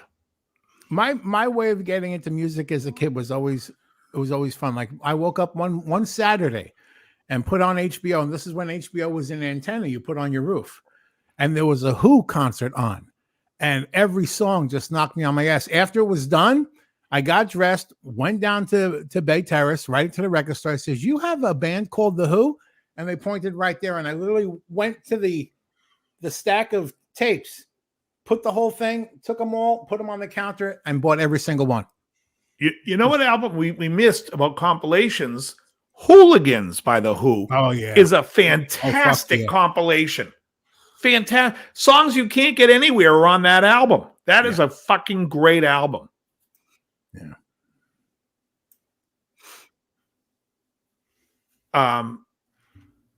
Oh, yeah. I remember reading in some magazine, Motorhead, and it was like, it makes AC/DC look like Air Supply. So I went and bought the album, The Iron Fist. And I thought it was okay. I thought it was a little exaggeration. I think when I was a kid, I probably got more of that from Megadeth than I would Motorhead. But I enjoyed the Iron Fist album. It was great. And I love the Ace of Spades, the album earlier. My favorite Motorhead album was always Orgasmatron. Yeah, you know what I can't listen to anymore? Because if you listen to Sirius Satellite, Ozzy's Boneyard, every 5 minutes you will hear Hellraiser. Oh, gee. The duo between Lemmy and Ozzy version, and I can't fucking stand it. Oh, I cannot fucking stand it. It drives me nuts. Well, it was written as a soundtrack to Hellraiser 3. Yeah. Hellraiser. It's just such a shitty song. And yet they keep playing the fuck out of it on this channel. And then, like, they always have, what's the guy? Duff McKagan? Yeah, bass player from... Somehow they think this guy's the shit. And they're like, 3 chords and the truth. And he comes on Ozzy's Boneyard. He's like, here's a David Bowie song that I like. Well, I don't like it. Get it off the fucking channel. I want to hear hard rock. I'm trying to listen to hard rock and metal. I got to listen to this shit. I can listen to this on the other channel that sucks. It's like... It's a little out of place. Yeah. I mean, listen, I like Ultravox. I love the song Reap the Wild Wind. I don't want to fucking hear it on Ozzy's Boneyard. Yeah. When I'm throwing weights around, I want to get a little angry. I want to hear some tunes. I don't want to hear David Bowie singing Changes with Duff McKagan going. When you're going Barbarian this Brother mode, you can't have Bowie. No. No. And I'll tell you the greatest, if you're going to get into lifting weights, anybody, you put on All Hope Is Gone by Slipknot, and you will destroy that gym. It's great.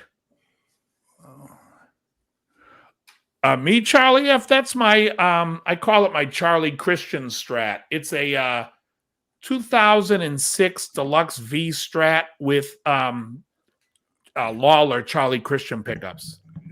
And over here, cheap ass Squire Strat, but I love it. Yeah, it's great. Yeah. Let me hold it up for a sec. Look, even Squire doesn't do the 2-in-1 pickup, 2-in-1 screws for the humbucker that Fender does. They do it more traditional. It's even better. This sounds more. The pickups in this sound more like a Fender Strat pickup than my actual Fender Strat. Right. I believe it.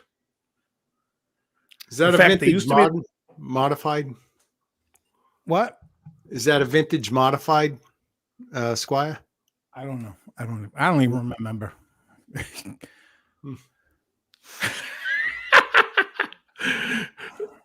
Johnny Kramer. Just throw away the Hellraiser record I got you for Christmas. I've been watching some of those movies lately. They really took that a little too far. And I got to tell you, My Michelle by Guns N' Roses, if I never hear that again, that'll be a fucking good day. I don't like a lot of songs off that album. Song stinks. It's So Easy was my favorite song on that album. But here's the thing. On Ozzy's Boneyard, sometimes I'm hearing The Last in Line. I'll hear, what's that other Dio song with the Straight Through the Heart? That's a great tune. Yeah. They'll play some Rainbow. Then I'll hear Snowblind from Sabbath. And I'm like, this is the shit. This is what then they play Judas Priest. And I'm like a pig in shit. I'm like, this is fan. Yeah. Right. And then they're like, now we're gonna play Ozzy's best duo with Lemmy Hellraiser. And I'm like, you motherfucker. And then I put the disco channel on and I'm sitting there grooving out. Yeah. Listening to the groove. I'm sitting there listening to D Train and yeah, it's ridiculous. You make my yeah, exactly. Spandau Ballet and Wham. Again, I like Spandau Ballet. I enjoy Wham. I don't want to hear them on the same station as the Stones. If I'm in the mood for that, then I'll listen to it. I liked all that stuff. Hear Wake Me Up Before You Go. You put your ball bag in my mouth. That's a David Spade joke. David Spade says, I was listening to Wham the other day and I was like, how did I not know George Michael was gay? I started listening to the lyrics. You put your ball bag in my mouth. I remember there was a show, I think, on VH1 where comedians would watch videos and comment on them while they were in process. And there was this one comedian and you had George Michael jumping off the stage and I forget the comment. Look out, gay man in the audience. Did anyone ever comment on videos better than Beavis and Butthead, though? The best. No, of course not. Some of the comments they would make about some of the metal videos they were watching were just fucking great. Brutal. And the funny thing is, most of the time, they were spot on. Oh, fuck I remember when 24/7 Spies came on and they were like, this should be on all the time. They were like, it was like he was into cool stuff. Yeah. Like when they did Breaking the Law, they initially like go, yes. And then they look at the video. Wow, this video's stupid. Oh, yeah. But I love the video. Breaking the Law is a stupid video. Yeah. It's either Keel or Accept Balls to the Wall, but like there's two bands and they're like looking like they're going to get into a battle. And he's like, this is a battle of the bands that suck. Those fucking guys. Who's asking how many guitars have you sold, Krell? Yeah, I'm technically down to 25 now. I've got 2 on consignment still. Once those go, I'll have 23. I started off with 38. So I sold 13 so far. Now you got someone making payments on you? Huh? You said you had 2 on consignment. Someone's making payments to you? No, consignment. That's where you take it to a music store. They display it, reverb it. Okay. They handle all the handling and all the responsibilities and stuff, Oh, and they take a yeah. percentage once it sells. And they've been selling for so high, it's like I'm still making out very well. So anyway, the year isn't over. Should we do this next week when the year is over, or should we do it today where we're going to go over people who have passed in 2021? We could do it now. I mean, then we could do an addendum next week. All right. So anyways, let me just tell you, first of all, your favorite Mort Saul. I have no idea who he is. Colin Powell passed away this year. Yeah. And let me see. I'm looking down the list, and we'll stop when I get to some people that. Well, it was Norm Macdonald too. Norm Macdonald. Norm Macdonald. Unbelievable. He was fucking great. That's a comic fucking genius right there. How about Willie Garson passed away this year? Why is that? Refresh my memory. He was in Something About Mary. He was the chiropractor that was helping Ted, and he's like, oh, I saw Mary. He's in a lot of shows, but Willie Garson passed, and I loved Willie. See what else he was in. Sex and the City, he was on. Mr. Belvedere. He was in Groundhog Day. He's in so much stuff. He was great. Oh, yeah. That's one of those guys that you never know the name, but oh, yeah, he's in everything. Yeah. Willie Garson. He's great. He's like the modern day Richard Deacon. I love Richard Deacon. Lumpy Rutherford's father. Willard Scott passed. Oh, he did? I thought he passed a long time ago. The original Ronald McDonald. And Ed Asner passed. Yeah. Yep. Gavin McLeod. Charlie Watts. Yeah. Charlie Watts. And recently, a couple of weeks ago, Michael Nesmith. Don Everly. Mike Nesmith passed away? Yeah. The Monkees? Yeah. I didn't know that. Wow. Yeah. Like 2 weeks ago. Yeah. I think ultimately, in the grand scheme of things, he was the most talented in that group. It's like he did a lot of things after the Monkees. I don't know. If you put them all in the room right now, I think Mickey Dolenz has them beat. Right now. He's alive. Yeah. Tom T. Hall passed away. Yes, Tim Fergal just said it too. John Taylor. There's also that girl that Alec Baldwin murdered. That's right. But what I want to know, like the most interesting thing, Dave, is going to be out of everyone that passed away, you have to name what episode of Columbo they were on. Oh, yeah, absolutely. Tom T. Hall was no. Oh, Trevor Moore. I don't know who he is. He's a comedian, but he was born on my birthday in 1980. But another guy, Dusty Hill, passed away. Yeah, it's great. Yep. Ron Popeil died. Yep. Said it, and then now are they gonna do his funeral like the way he did the infomercials? Just set it and forget it. Yeah, and it's only $9.99. Folks, I've been buried in my own special coffin. You just set it and forget it. Robert Downey Sr. died. It's a Showtime crematorium. You guys know Robert Downey Sr.? Larry, that's Dusty Hill. Senior died this year? I thought he died well before. Yeah. Senior died. You know who else died? Was Dick Donner. Richard Donner, the director. Richard Donner, the director. Superman. Great. Yeah, he passed away. But Larry's pointing out that Dusty Hill, obviously the bass player from ZZ Joey Top Jordison. Yep. Dusty Hill passed. Joey Jordison passed away.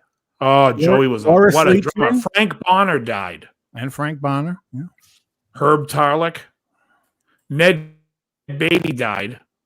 No. Ned Beatty. What was that? Yeah, it kind of broke up. Yeah, Ned Beatty died. Oh, Ned Beatty. F. Lee Bailey died. F. Lee Bailey, yeah. Gavin McLeod. I'm scrolling down this list. Kevin Clark died. Oh, yeah. Kevin Clark was the little kid that played Freddie, the drummer in School of Rock. Yeah, that was crazy. Really? The spiky head kid. Yeah. Spiky head when he wow. He was probably a drug overdose or something. Doesn't say, but he was born in 88. Let's see. Alex Trebek, Cheech mentions. Marky Post, she passed away. Yeah, and I was surprised how old Charles she Grodin. was. Well, you know, Charles Grodin died. Peter Scolari died. I forgot all about it. Remember Bosom Buddies? Oh, Peter Scolari Peter died? Scolari died. Peter Yep. Scolari Maybe died. Tom Hanks will stop riding on his coattails now.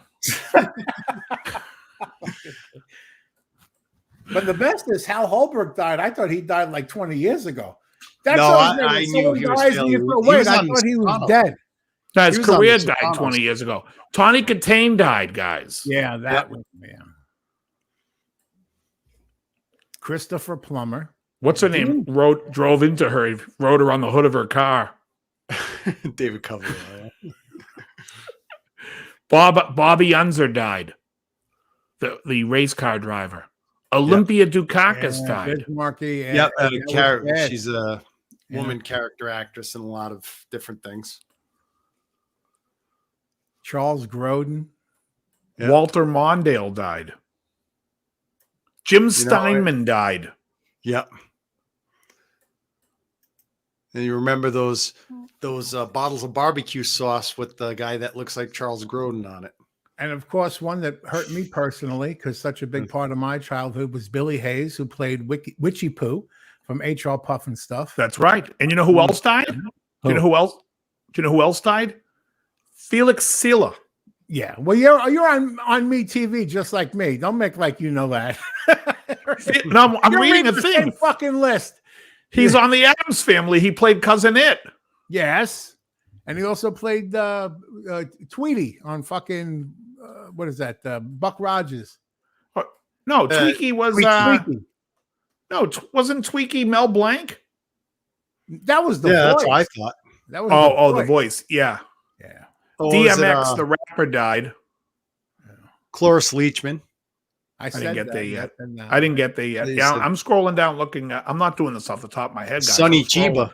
Sonny Chiba, the karate, Really? the classic karate guy. Yeah.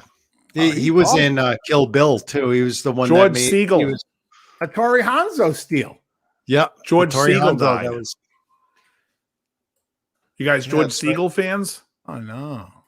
Yaphet Kotto died. Oh yeah, he's glad. Live and Let Die.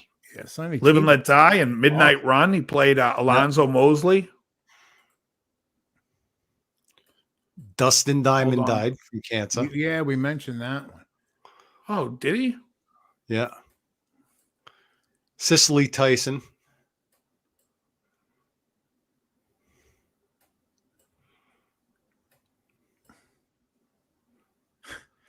Man, this like list is Wait a second. ridiculous. Anne Rice died. Interview with the Vampire. Who said that? When did that happen? Others from World Arts Entertainment who died this year include blah blah blah blah blah. Rolling Stones drawing Charlie Watts. There's Stephen Sondheim. Oh, I guess she did. Uh, Just the day after my birthday. I didn't even hear that. Okay. Paul Chick-fil-A. Mooney died too. Now, was it Paul Mooney natural was in causes, one. or did she get a stake through the heart? Mary Wilson died from the Supremes. Mary Yep. Hartman. Mary Hartman. Oh, the guy's name I was trying to think of earlier today was Schultz. The one that I know. Oh, nothing, John Banner? Nothing. No, who used to own Fender. Oh. Bill Schultz. Christopher Plummer died. Jerry Marsden, the Le- lead singer of Jerry and the Pacemakers. He passed. Yep, 78 years old. Leon Spinks died. You ain't got no Teefus. Phil Spector. Wait, what year? am Hank I Aaron looking at, died man? this year. Yeah, that's what that I saw that and I was like, wait, what year am I looking at? Yeah, Larry King. Wow. Yeah, isn't it, baby? Tommy Lasorda. Yeah. Oh, Hilton Valentine from The Animals too, guitar player. Tanya Roberts. Yeah, remember that one. Oh man, she was beautiful back in the day. Leon Spinks, yeah. George Schultz, yeah, he was. Unbelievable. Marty Schottenheimer died. Larry My least Flint. favorite coach. Larry Flint. Yeah. That was Chick this Corea, year? of course. Yep. Yeah. Rush Limbaugh. Yeah. Unbelievable. Who's that? Oh, wow. Oh yeah, Shock G, Greg Jacobs, Humpty Hump. That was sad. I love that guy. How many people remember Roger Mudd, I don't even know the who you're talking reporter about. for NBC? Larry King died. Yeah. Oh, Yaphet Kotto. That was sad. He was great. Ooh, Ronald DeFeo died. The one, the Amityville Horror, the DeFeo family, a guy who killed his whole family. He died this year. Yeah. Elgin Baylor from the Lakers. There's another character, Art LaFleur. He died. He was a character actor and everything. Really? Oh wow, Jessica Walter died too. You remember her? She was in Play Misty for Me with Jackie Clint Mason, Eastwood. Norm McDonald. We mentioned that. Jackie Mason passed this year? Yeah. And also Eddie Mecca, the big ragu. He really? I go from Mostly. rags to riches. G. Gordon Liddy passed away. Yeah.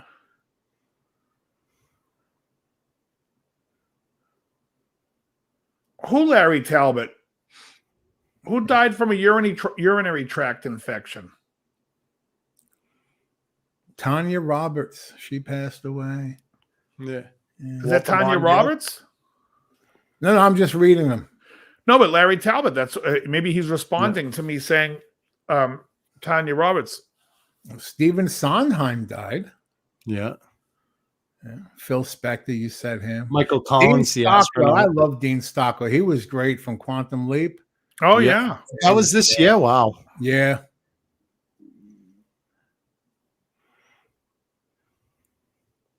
Unbelievable. Hey, Lee Evans. Not the actor Lee Evans. I love him. Yeah, well, this is a record-setting sprinter who wore a black beret and a sign of protest 68 Olympics and went into life. But you know who Lee Evans, who I'm talking about, is? Yeah, well, I know someone who was upset when Lee Evans died. Who? Damn. Go ahead. Lee Evans. You mean Mr. Evans? Clarence Williams III. He was good from the Mod Squad. Oh yeah, that's right. But I know my favorite movie with him was Tales from the Hood. Yeah, I remember that one. I love that movie. When I told my friend Florida that he died. Go ahead. Damn.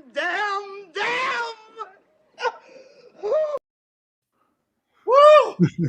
Last woo! Oh yeah.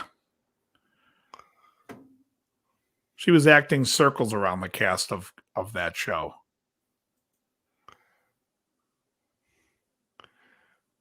Don Rumsfeld, political guy. Yeah. He died this year too, huh? Yeah. Bismarcky. You get what I need. Bismarcky? Yeah. I love him. He was great. Wasn't he part of the whole gang with Slick Rick and those guys? I have no idea. Call yourself a musician.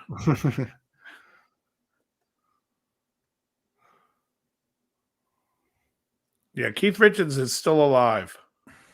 He just celebrated a birthday like a few weeks ago. They say he has 2 daughters, and when they die, he gets everything.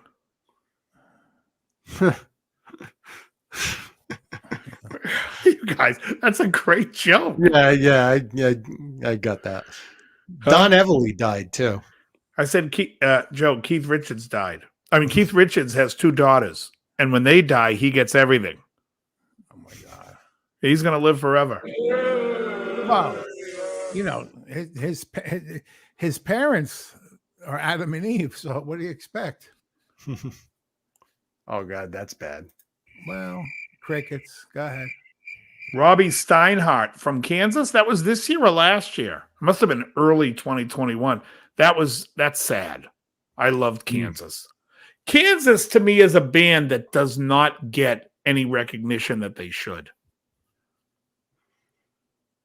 Yeah, they were starting to hit it kind of big on the charts and stuff, and then they disappeared. No, forget about the charts. Go listen to Well, their I mean, fucking like albums. that's They're why they kind of phenomenal. went. Yeah, that's kind of why they went. Listen to the album underrated. Song for America. It's fucking great. It's great stuff. Fuck radio. Radio sucks anyways. Now I'm trying to decide if Joe's frozen or if he's just. Oh no, he's just staring. I'm reading. I'm staring at shit. Yeah, I'm reading too. Yeah, I'm telling you, Hall's ass. Kansas is awesome. An overlooked band. Awesome. Steve Walsh is incredible. Yep. On Wings of Steel, Hugh. I love that song.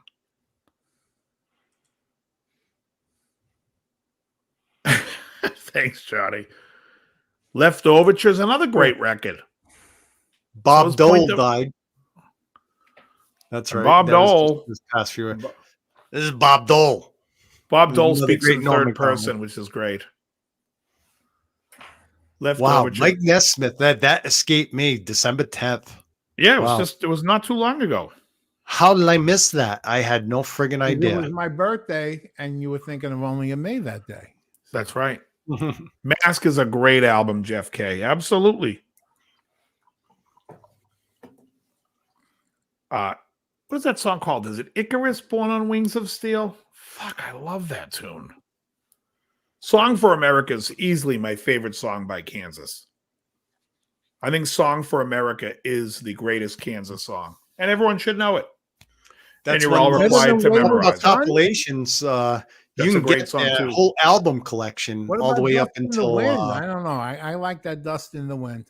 Dust in the Wind's You- great. That's on Point of No Return album. So is the song How Long to the Point? Oh, yeah. Great song. You can get all their albums all the way up It is on that until album. Power There's for a like a greatest very hits low album. price. You should get them, Krell. No, I've got them. It's yeah. it's in a box set, and it was like $30 or something. That's right, Larry Talbot. That's pretty good. That's right. Betty Yeah, White's going to be 100. One More from the Road. What was One More from the Road? That's Skinner live album. Yeah. What's the Kinks one? One More for the Road. One More for the Road. Elephant Parts from Nesmith. Yeah, I bring that. That's why I say Nesmith was definitely the most talented and creative in Monkees. I mean, like he went far beyond. Well, he was one of the only ones that actually. Well, Peter Tork played an instrument, but thing is that For the Nesmith Road. was a far better musician than all three of them. However, wrote a hit song. what's the best song that the Monkees do? It's probably a Neil Diamond one. No. Diamond wrote two Believer. songs they did. Oh, yeah, you're thinking of Randy Scouse Get. Randy Scouse Get is the best song.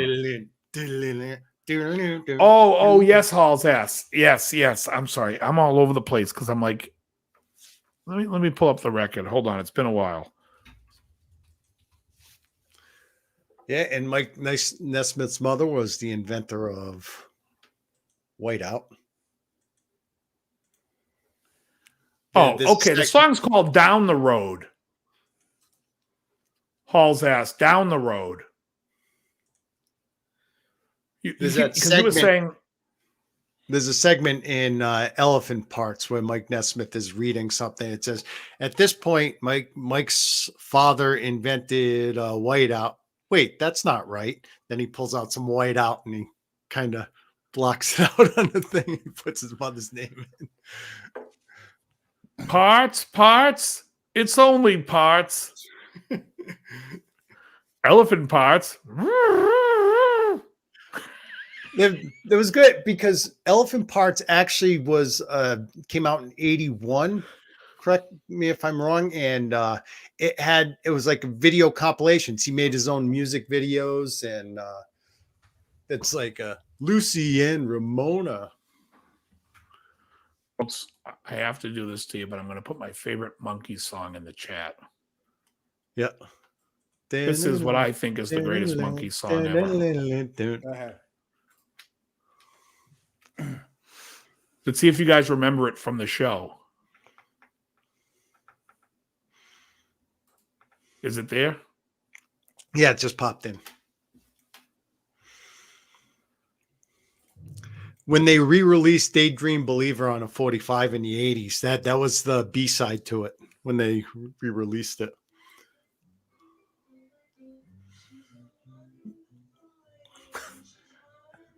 Do you remember that, Joe? Yeah. Oh, lower that. Lower that. I don't want to get dinged. Oh. Hello.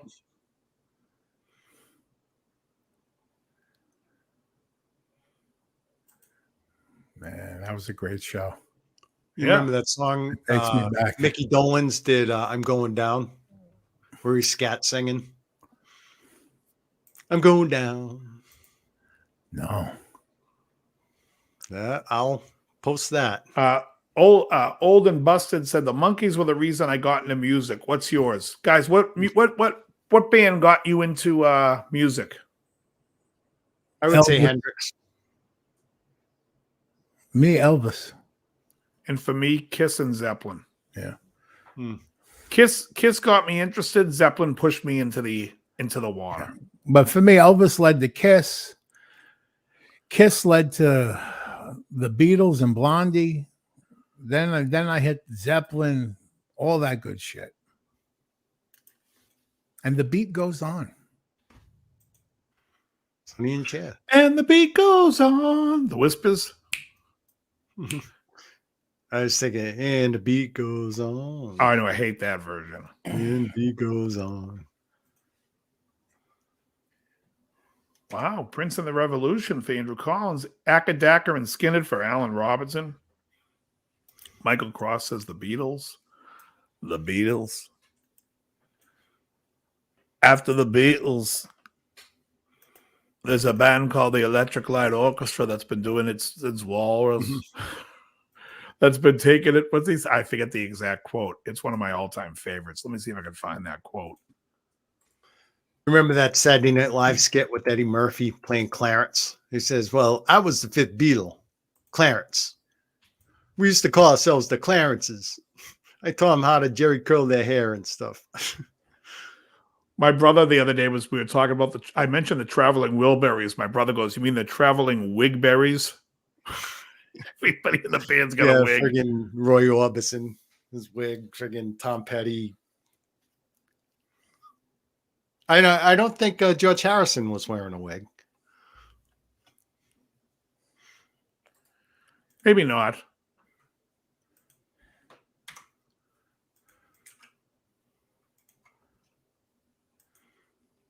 You should open up the frequently asked questions to the chat. Maybe hold on. We're going to play the Electric Light Orchestra. Oh, this is the quote from Lennon. We're going to play Electric Light Orchestra from last year's Showdown, which I thought was a great record. And I was expecting it to be number one, but I don't think UA got their fingers on it and pushed it. It's a nice group. I call them the son of the Beatles, although they're doing things we never did, obviously. But I remember the statement they made when they were first formed to carry where the Beatles left off with Walrus. All righty. Enough of Walrus. What was it? When we talk about what got us into music, I mean, different thing. I think from me wanting to be a guitar player from like when I was like 5 years old was probably Hendrix. But I mean, like before that, there was always like the Jackson 5 and stuff. Wanda Young from the Marvelettes died. Was she the original singer? Because the original singer I fucking loved. Then she was replaced. Let me see. Or was it Gladys, the one that sang the original stuff? Alan Robinson says, hard to believe the Beatles wrote Come Together, especially since that shortly after they wrote it, they split up. Lead singer, Gladys Horton or Wanda Young? Okay, Gladys Horton sang. Horton has a who? Gladys Horton, here's a who. Yeah, okay. Oh, I remember who Wanda Young. Who sang Playboy? It's got to be Gladys Horton. Yeah, Gladys Horton is the voice that I loved. She was on all the big hits. Playboy, Beachwood. Beachwood 4, 5, 7, 8, 9. And then I think she ended up leaving the band. But I loved Gladys Horton's voice. Oh, sorry, Joe. You're back. Yeah, my browser crashed. Sorry about that. That's all right. I'm half browser on my mother's side. That's from Easy Money. Rodney Dangerfield and Joe Pesci. Hey, look at us. We're browsing. Why don't That you is a cut your classic hair? It's a movie. great song, Johnny, isn't it? Hey, look, Dogs in Heat. What's that? Oh, Easy Money. Who sang? Gladys Horton sang Postman.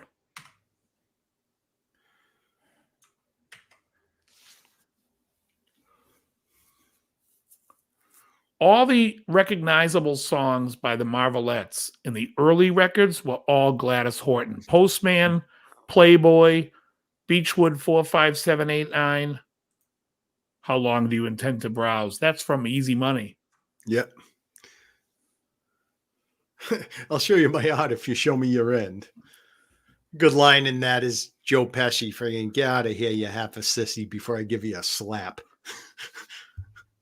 To Jeffrey Jones. Andrew Collins, I'll bet you on it. I will bet you on it. Let's see.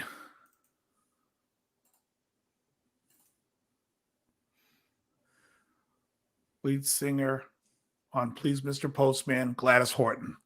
Now you're wrong. It's Gladys Horton. She sang all the early stuff.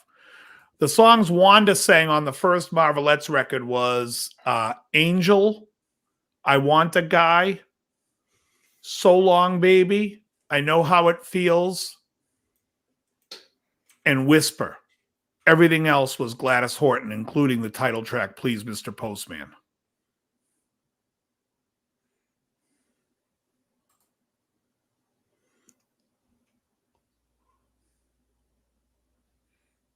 That is correct, Modern Jazz, because Gladys already left the band. I think they look at the new classic stuff already, Hugh. I think most people are looking back at that stuff and see that as the better stuff.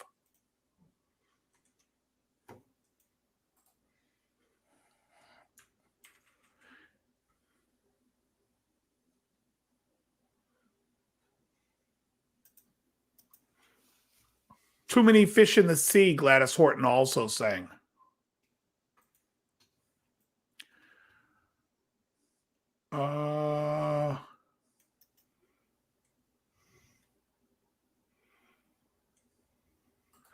Let's go to the Mr. Postman.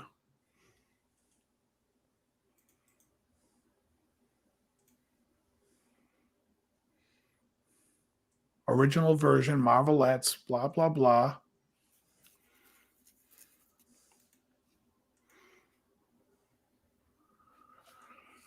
Played in Marvelettes. It features lead singer Gladys Horton.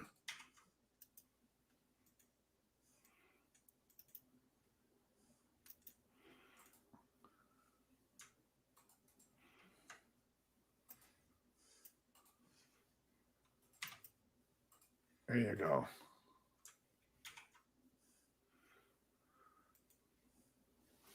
I watched a documentary about that band, the Marvelettes. And Horton sang everything that was a hit until she left.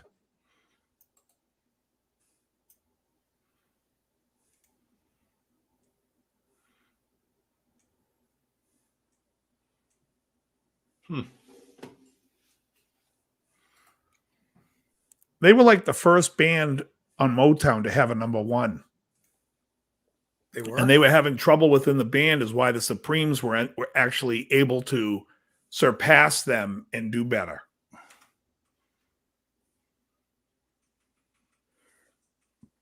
to me, it's all about melody and harmony. Mm-hmm. Music today lacks harmony. It's all about, they're playing triads. There's no dimension to the chords. Not only that, it's overproduction, quantizing drum beats to perfection. It's like music's not supposed to be perfect. Oh, I had that argument with somebody recently. I had that, Yeah, well, it lacks dynamics. It lacks harmony. It lacks, pick a song. Play to a click track. I equate to a conversation. Like I could sit here and talk like a robot. Yeah, fuck your click track and stuff. No, hold on. Let's not get crazy. Click tracks are good for a reason. And the reason that click tracks were brought in was so you can recut the song, move stuff around for remixes. People can play to a click track and still like Jeff Porcaro and still make it sound like a song. Yeah. Yeah, because he can play on the beat or behind the beat. The click track's not the problem. It's when you take a beat and then you quantize it and you you cut up the drums and then you move everything to the grid. Now you fucked everything up because now you've lost the human feel. But not only that, there's no harmony in music. Like when you listen to the Bee Gees and you hear a song, you hear these chords have color. Even songs like, give me a song you grew up on that you love, Joe. It's Raining Men. Detroit. That's your go-to joke, isn't it? It's your go-to joke. It is. Terrible. Detroit Rock City. There's worse songs than It's Raining Men.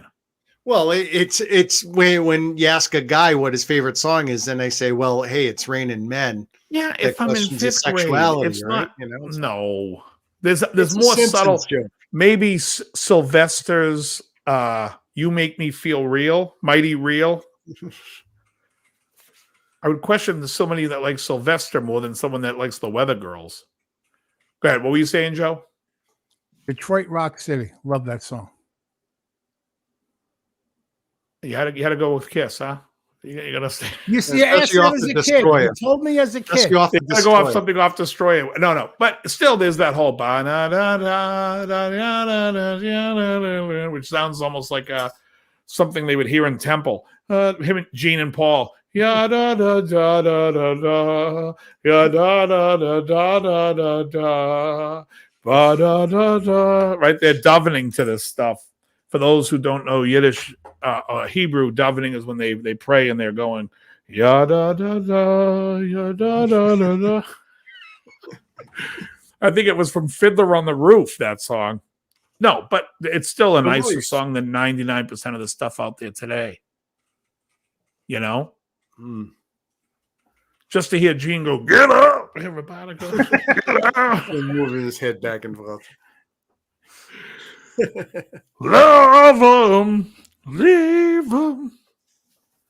No, but if you take a song like anything, are you a Zeppelin fan at all? Anything from Zeppelin, anything from anybody, there's harmony in the chords. A lot of the songs that I teach on the channel, I teach because the chords have harmony. Like there's something more. That's when you got to have the guitar in your hand to show us an example. Get the guitar. Right. Like that. All right, so if I were to play an E minor chord, pour myself a drink. Hang on. If I play an E minor chord, everyone's like, okay, that's an E minor chord. Yeah.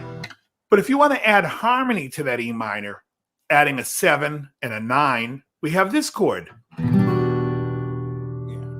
And now we have, you've got to be crazy. Right, so we have harmony. You also have this chord in you know the song.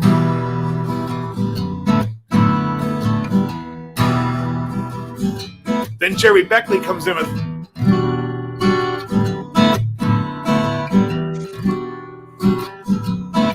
There's harmony in there. Yeah. There's others. It's sonic. It's not just. It's this and. Not just a cowboy chord. And over that, now that I'm playing the C minor 9, I can sit there and be like,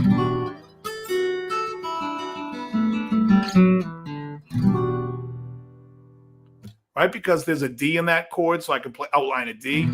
There's a G, I can be.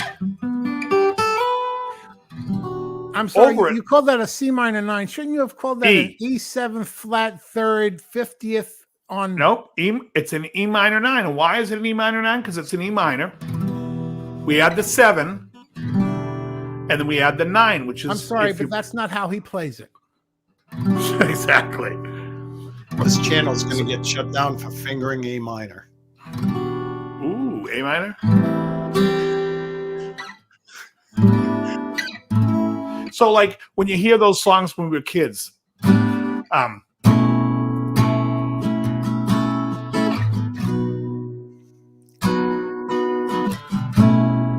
notes. no.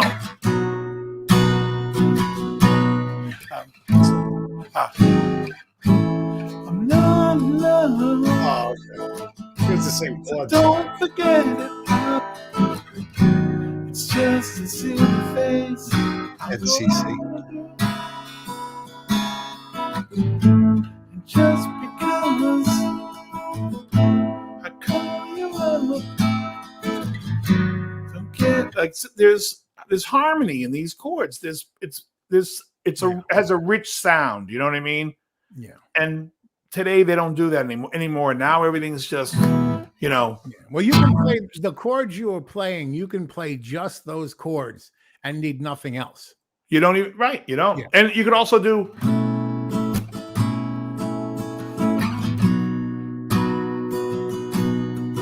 And what's that? Oh.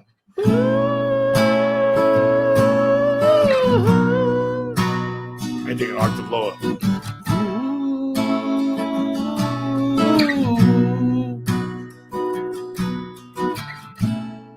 I spent eternity in the city. That's the one. I said the carbon monoxide choked my thoughts away. I need a drink and a quick decision. But I could see what she wanted to. So you have all those nice harmonies. Now, if I move it a half step lower, we have.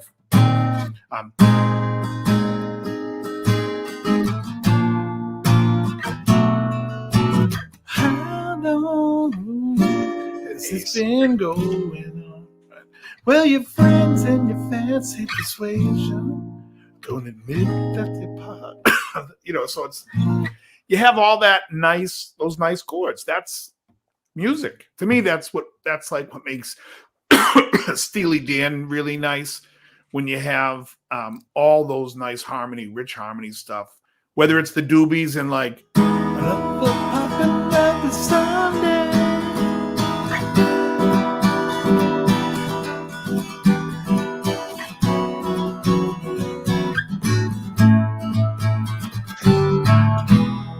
You know, it's like it's musical, you know? That's all I can say about it. Yeah. But you're 110% correct. Yeah. That's what's missing from music today is that. So I taught, what's that one I taught yesterday was, Love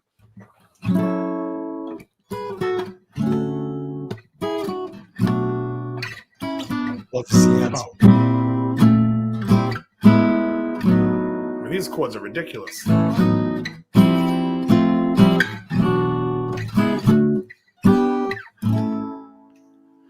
Name your price, a ticket to paradise.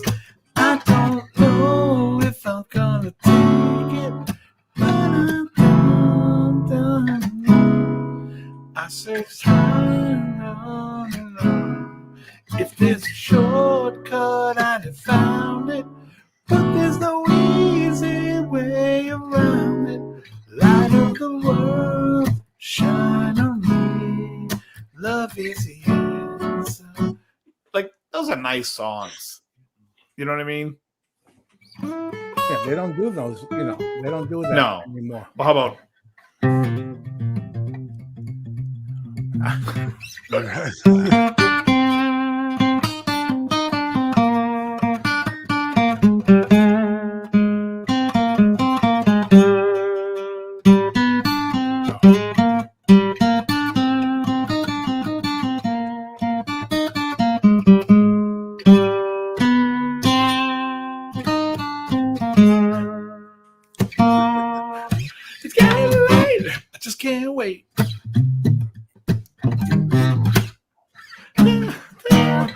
You know, my favorite by Kiss was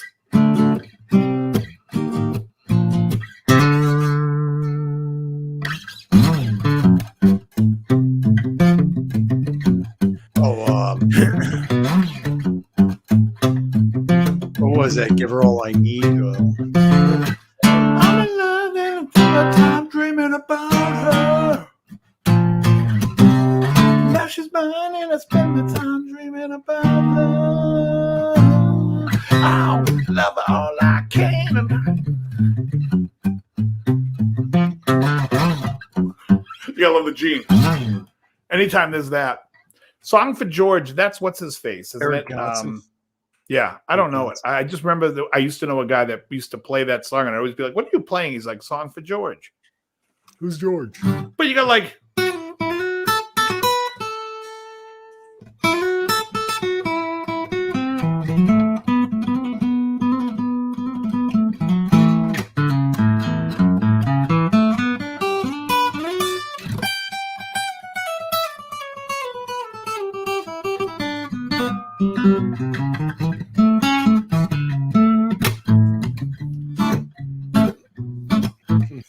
fun stuff. And then all those, are you really in the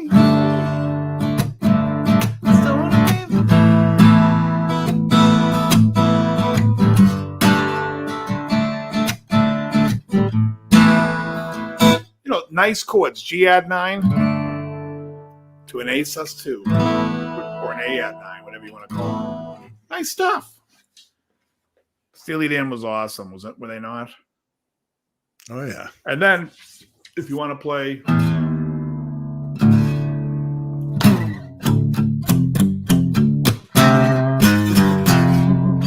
Outshined. There we go. Drop that D. So now you know. Oh, it's...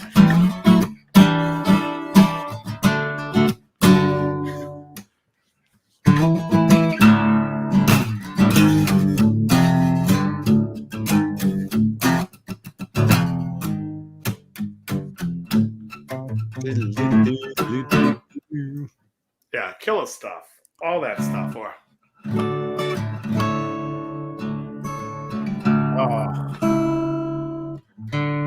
Gilmore could play some beautiful chords.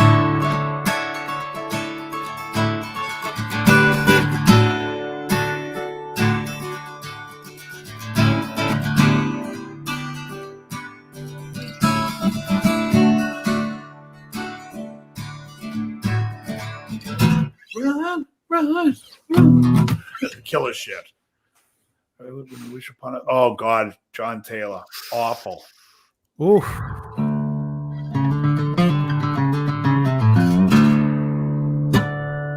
I remember The Confessor. Oh yeah. The bottom has a rugged reputation. Was that 85? I think Yeah, something like that. Oh, this one here. The Beatles made use of some beautiful chords. And Supertramp.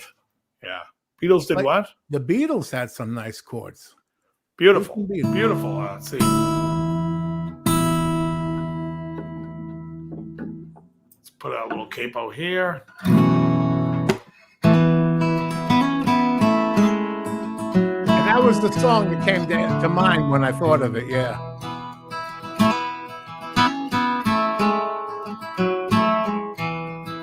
She once had me.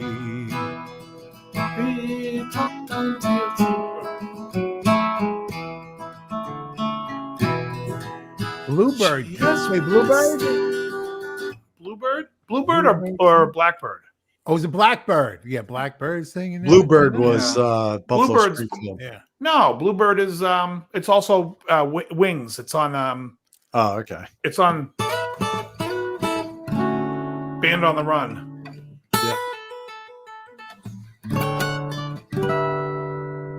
Oh, Blackbird. damn. Here we go.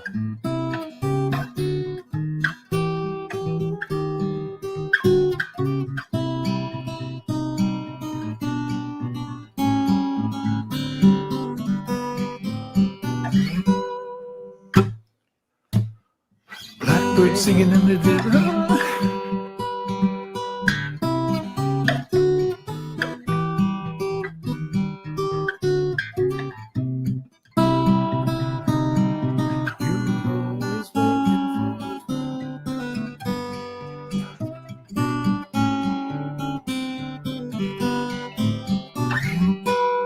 Yeah, Hall's ass. I'm with you. I like Band on the Run. Or anything like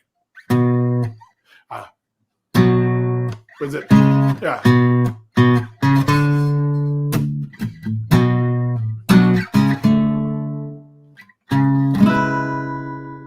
Jet.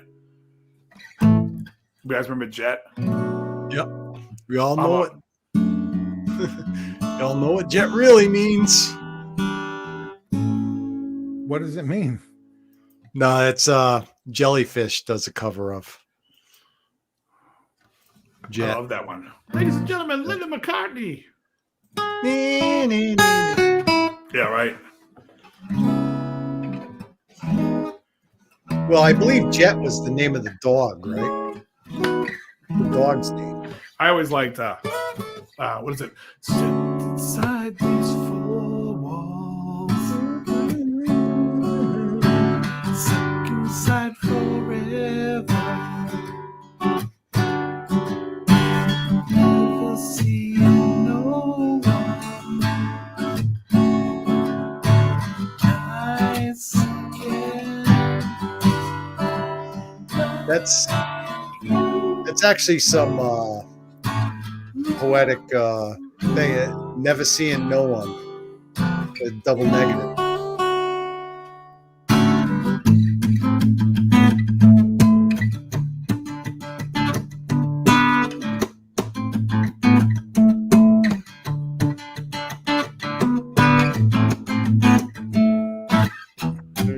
If we ever get out of here, thought of giving it all away to a registered charity. All I need is a pint today. If I ever get out of here, if we ever get out of here.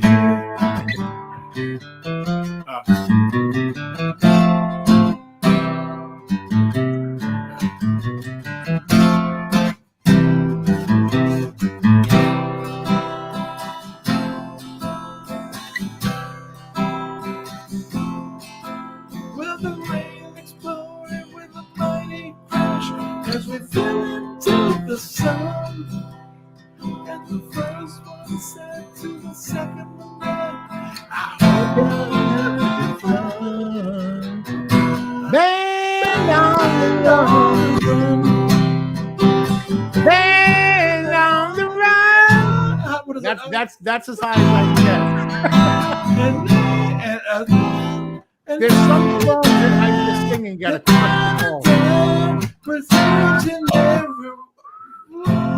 for the band on the run. Hey, Sue. Sue, what's happening? Yeah, I mean,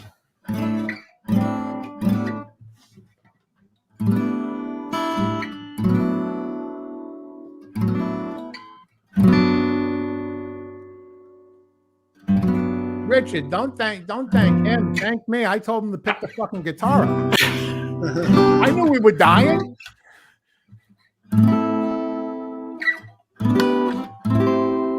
what was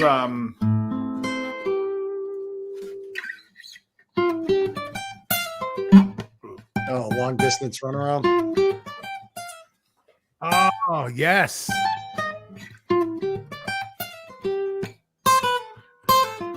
I forget that one. He's an amazing player. Oh, he's great. He's an amazing player. Yeah, Paul stuff. Like I love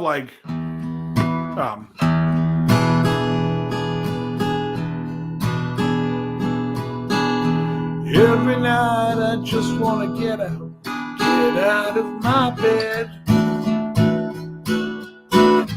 Every night I just want to wake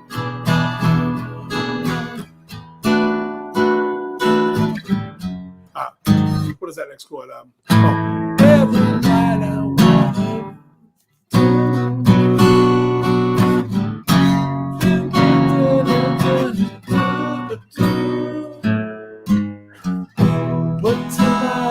just want to get out and be with you.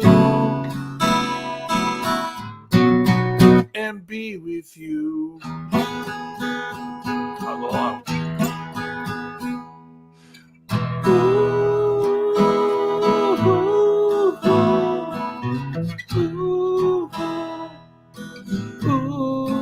I gotta tune that though. It's gonna.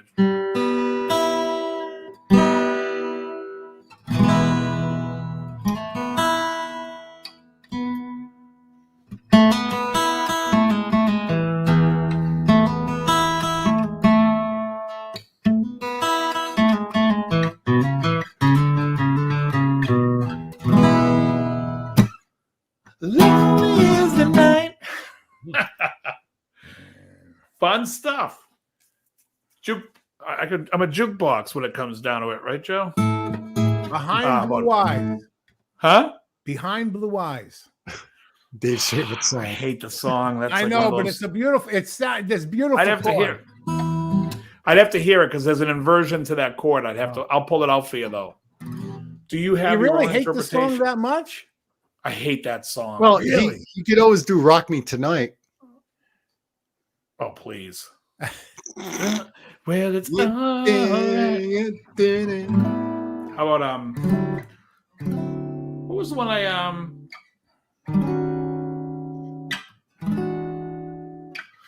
How about this one here? Let's see if you guys know. This is for New Yorkers. I don't know if you're that big on Billy Joel, but I always loved.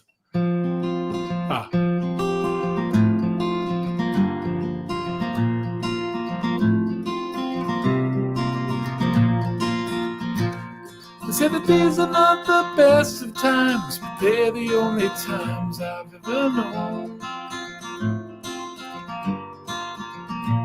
And I believe there is a time for meditation in cathedrals of their own.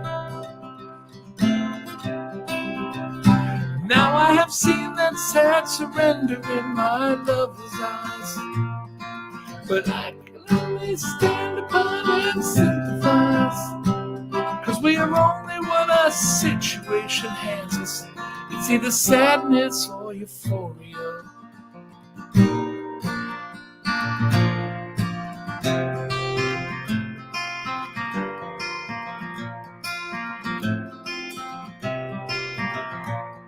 You know that one, Joe? That's on Turnstiles, called Summer Highland Falls. Well, how about let's see. How about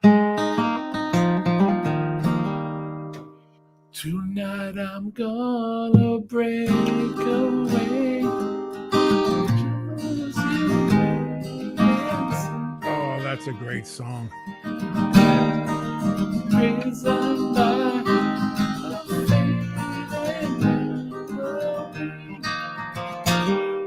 I think when I'm over this broken heart. That's a perfect album. The tears go back again. It happens all the time. This crazy love of mine wraps around my heart, fusing to one. Ooh, crazy love.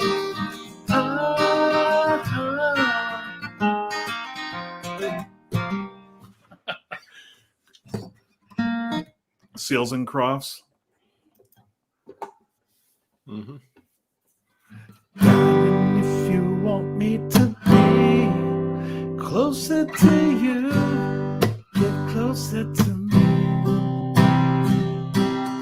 Darling, if you want me to learn. I heard Johnny Kramer up many a late nights trying to learn this one. And see only you. There was a time Connie and I are thinking the same thing. What's that? I was just thinking Gordon Lightfoot too. What's that? Edmund Fitzgerald. I love that song. That one I don't know, but I played this one a million times.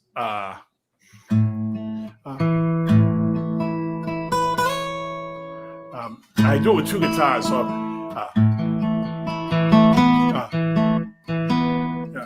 But he does the two guitars at the same time. He's that good. Yeah. If you could read my mind, what would tell my first good time? It's like an old time from the wishing wheel in the castle dark with the fortress, right? Chains upon my feet.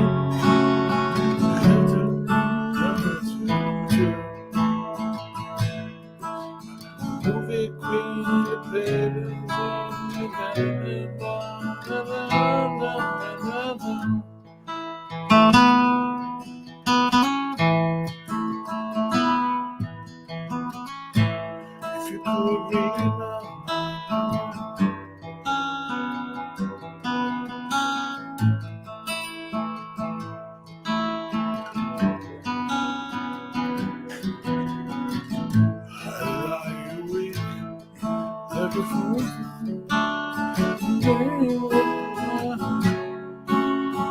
Hector, number 2. Movie queen to play the scene. I don't know if I've been wrong with the feeling. Same chord progression as Greatest Love of All. By a million, yeah.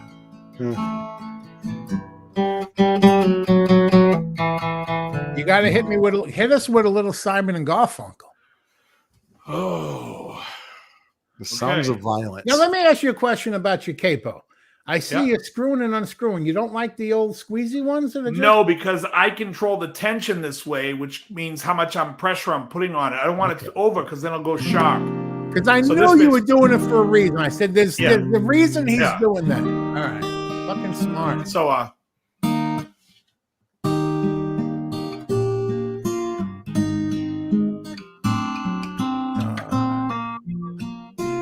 was hoping for that one too.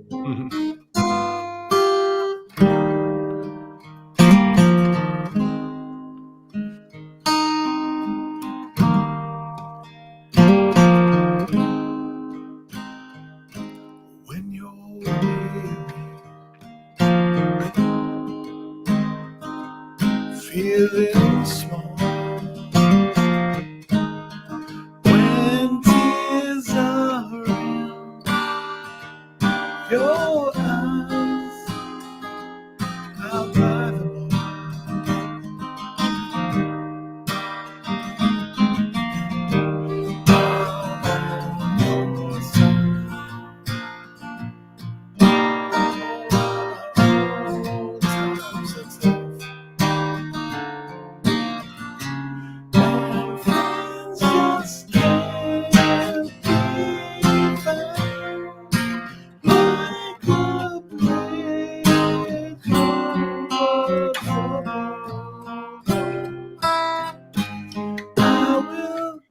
what the hell's the next chord? I will. Oh, it's a. I will lay me down like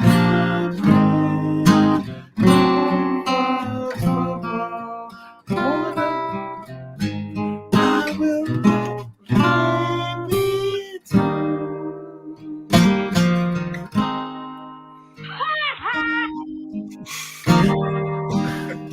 Amazing. Yeah, that's a. When was the last string change on that guitar, Dave? Maybe 2 months ago. I only play this guitar for lessons and when I teach, and when I bathe. I'm in there rubbing it in.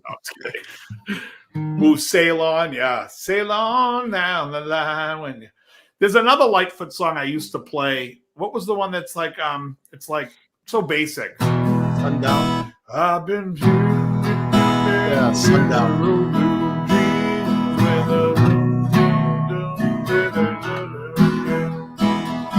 Sometimes we never explain. What's this chord? When you keep getting better and you're feeling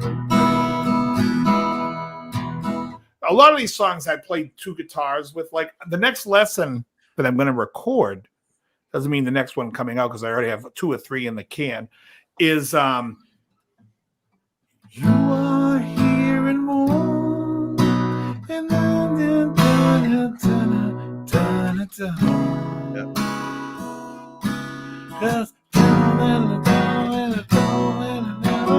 come rushing down in my head when I'm with you. 14 joys. You know that song, Sentimental Lady, but the whole beginning is this cool.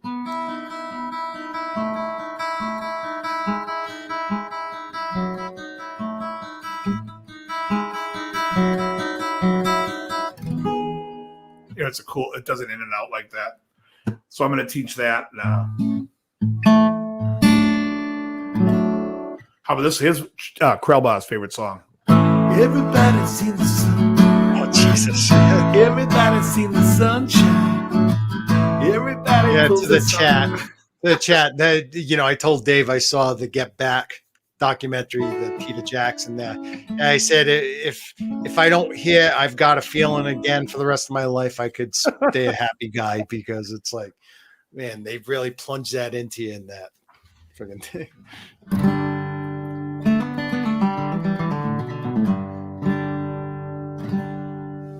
How about you guys? Here's some a little country song for y'all.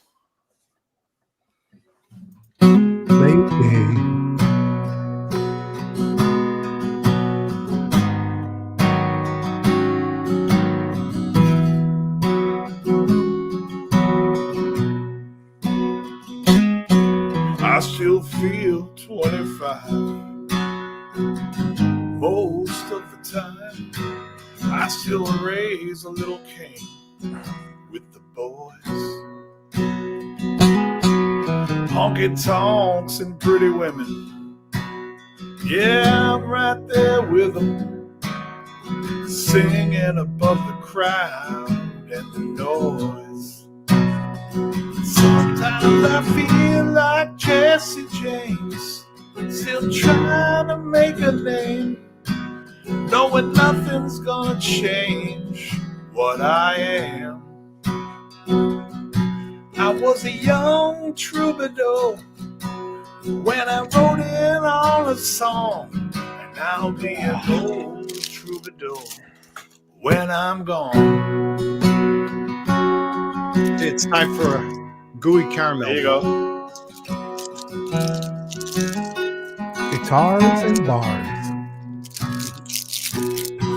You see, the thing about a mirror is that a damn old mirror don't really know the whole truth.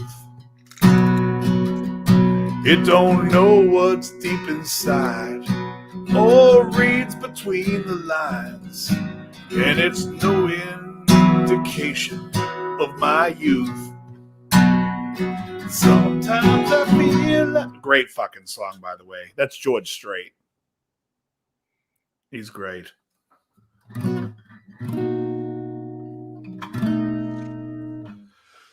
Tomorrow morning, there will be a lesson coming out with the capo on the 4th fret. And just to give you an idea, it's...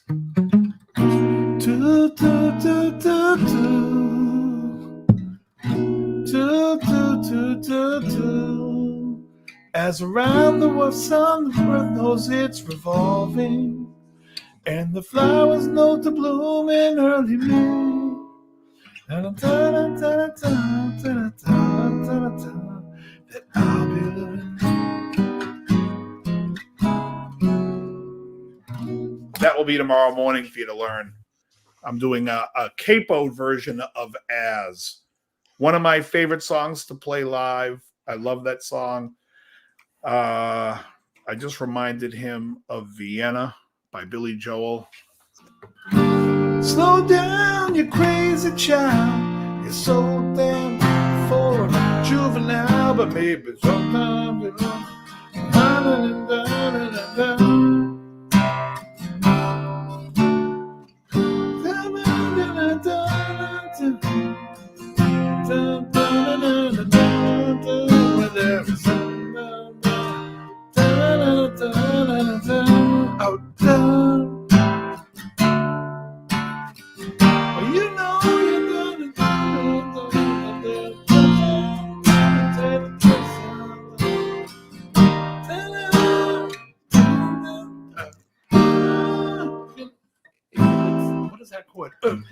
take a shot or two.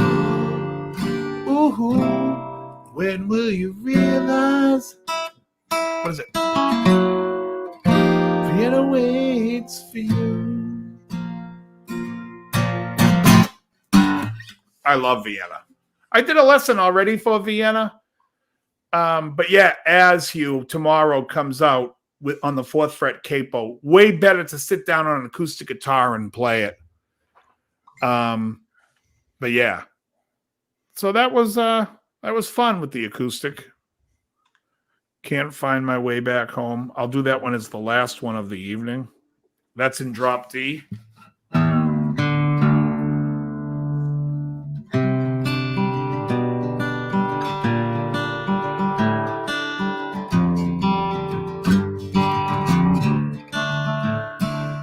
Come down from your room.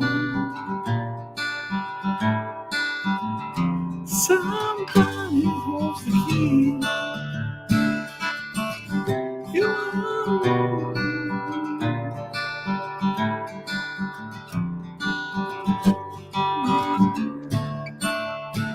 and what is that? Let me think how it just goes. Oh.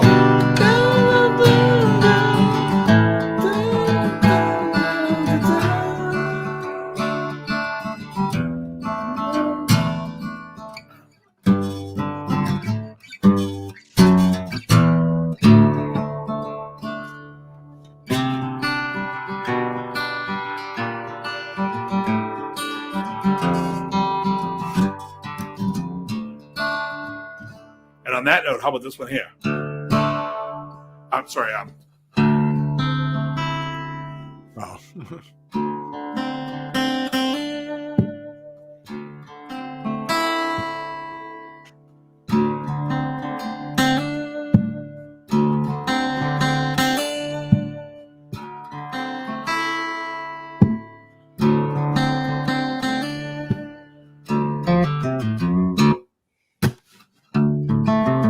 Listen to the wind blow. Watch the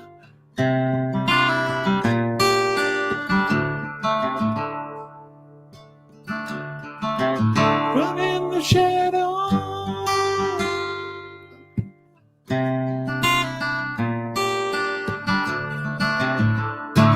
And if you don't love me now, you will never love me again. I can still hear you saying, if you don't love me now, you will never love me again. I can still never break the chain.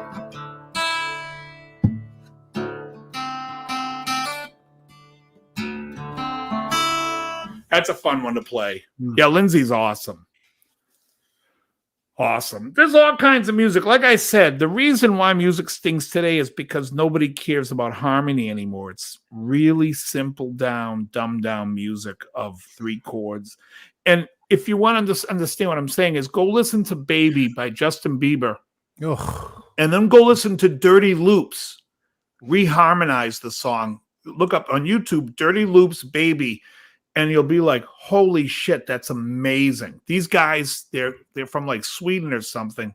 They're insane. They're so good. Yeah, I heard about them. They reharmonize everything and they add harmony to those songs that are just blah. You know? I mean, it's like, it's almost like, you know, when you hear those jazz guys do jazz Beatles albums, it's like, well, the Beatles weren't writing that shit like that. Those guys reharmonize it, make it Jazz really... Sabbath. Oh, yeah. Woods Benson used to like covering Beatles tunes. Well, because it's a lot of 2-5-1s, which is great in jazz, you know? I'm dropped. All that 2-5-1s.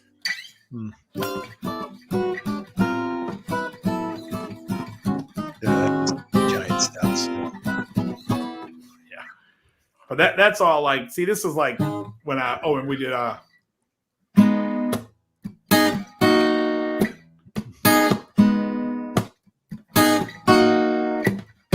your round.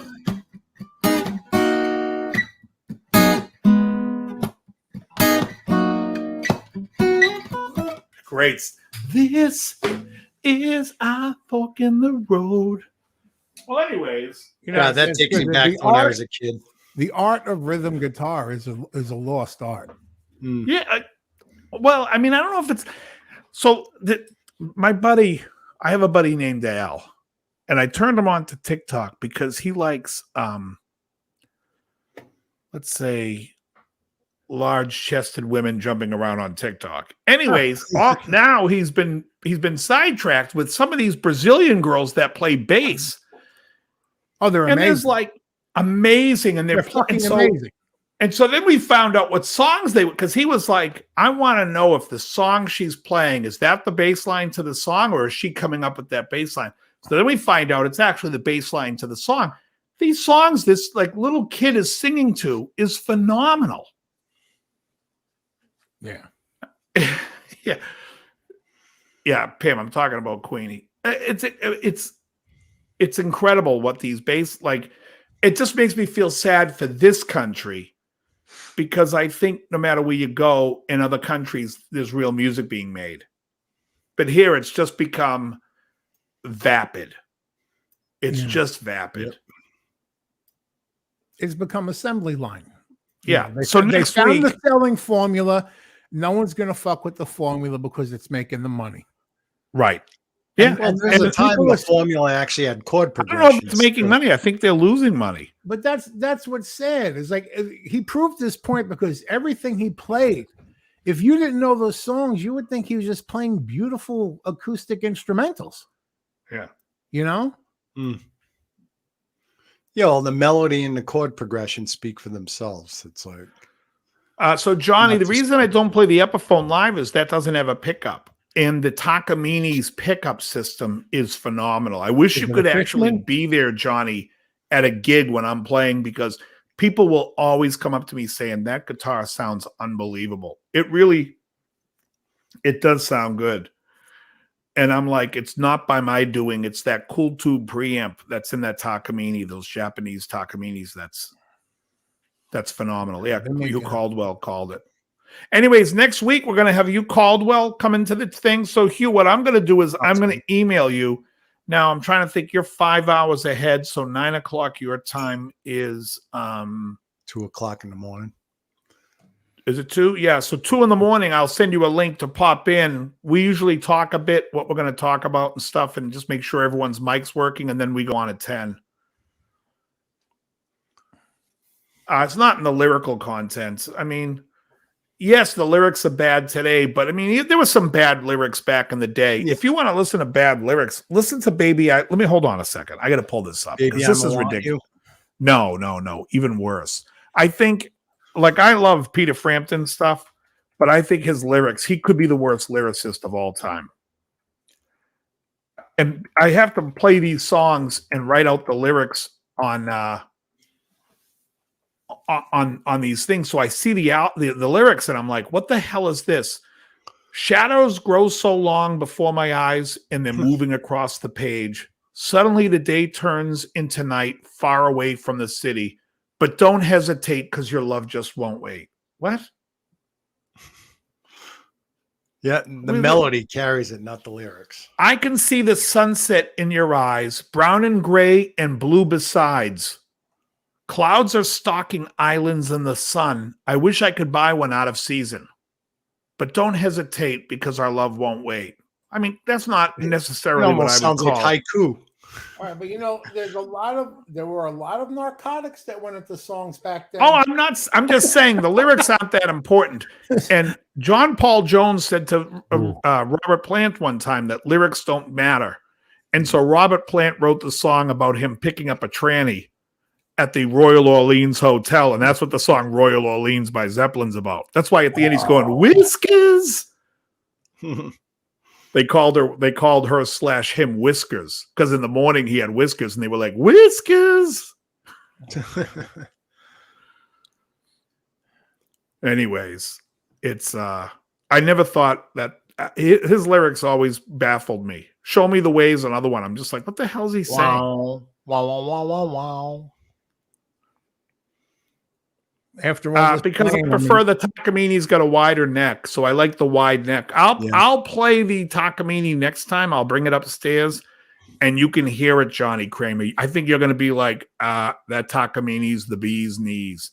Yeah. Anyways, everybody who's watching tonight, we had a pretty good crowd tonight. Let's all make sure that we follow Joe and support his sobriety vlog. New episode drops the minute this show ends. Yeah. It's already queued. Grab out some pancakes and have your favorite syrup vlog cabin. I'm going to start a vlog on the virtues of drinking alcohol to counter Joe's. Go ahead. Yeah, considering the guy had one sip of a drink Friday night, all of a sudden he's the point, count the point. Jane, you ignorant slut. Yeah. I point, count the point. Jane, you ignorant slut. All right, we're gonna call this one a night. We have 3 minutes left. We like to hit that 3 hour mark for Joe. Let's hit that 3 hour mark. We like to hit it. If there's any last minute questions, what do you suggest to improve rhythm playing and chord vocabulary? So I have a podcast called Push the Donut. If you just Google Push the Donut, it'll come up and you can listen. I talk about a lot of stuff, how to count rhythm. And I have a ton of lessons on YouTube, how to count rhythm, why people don't know how to count. People don't know.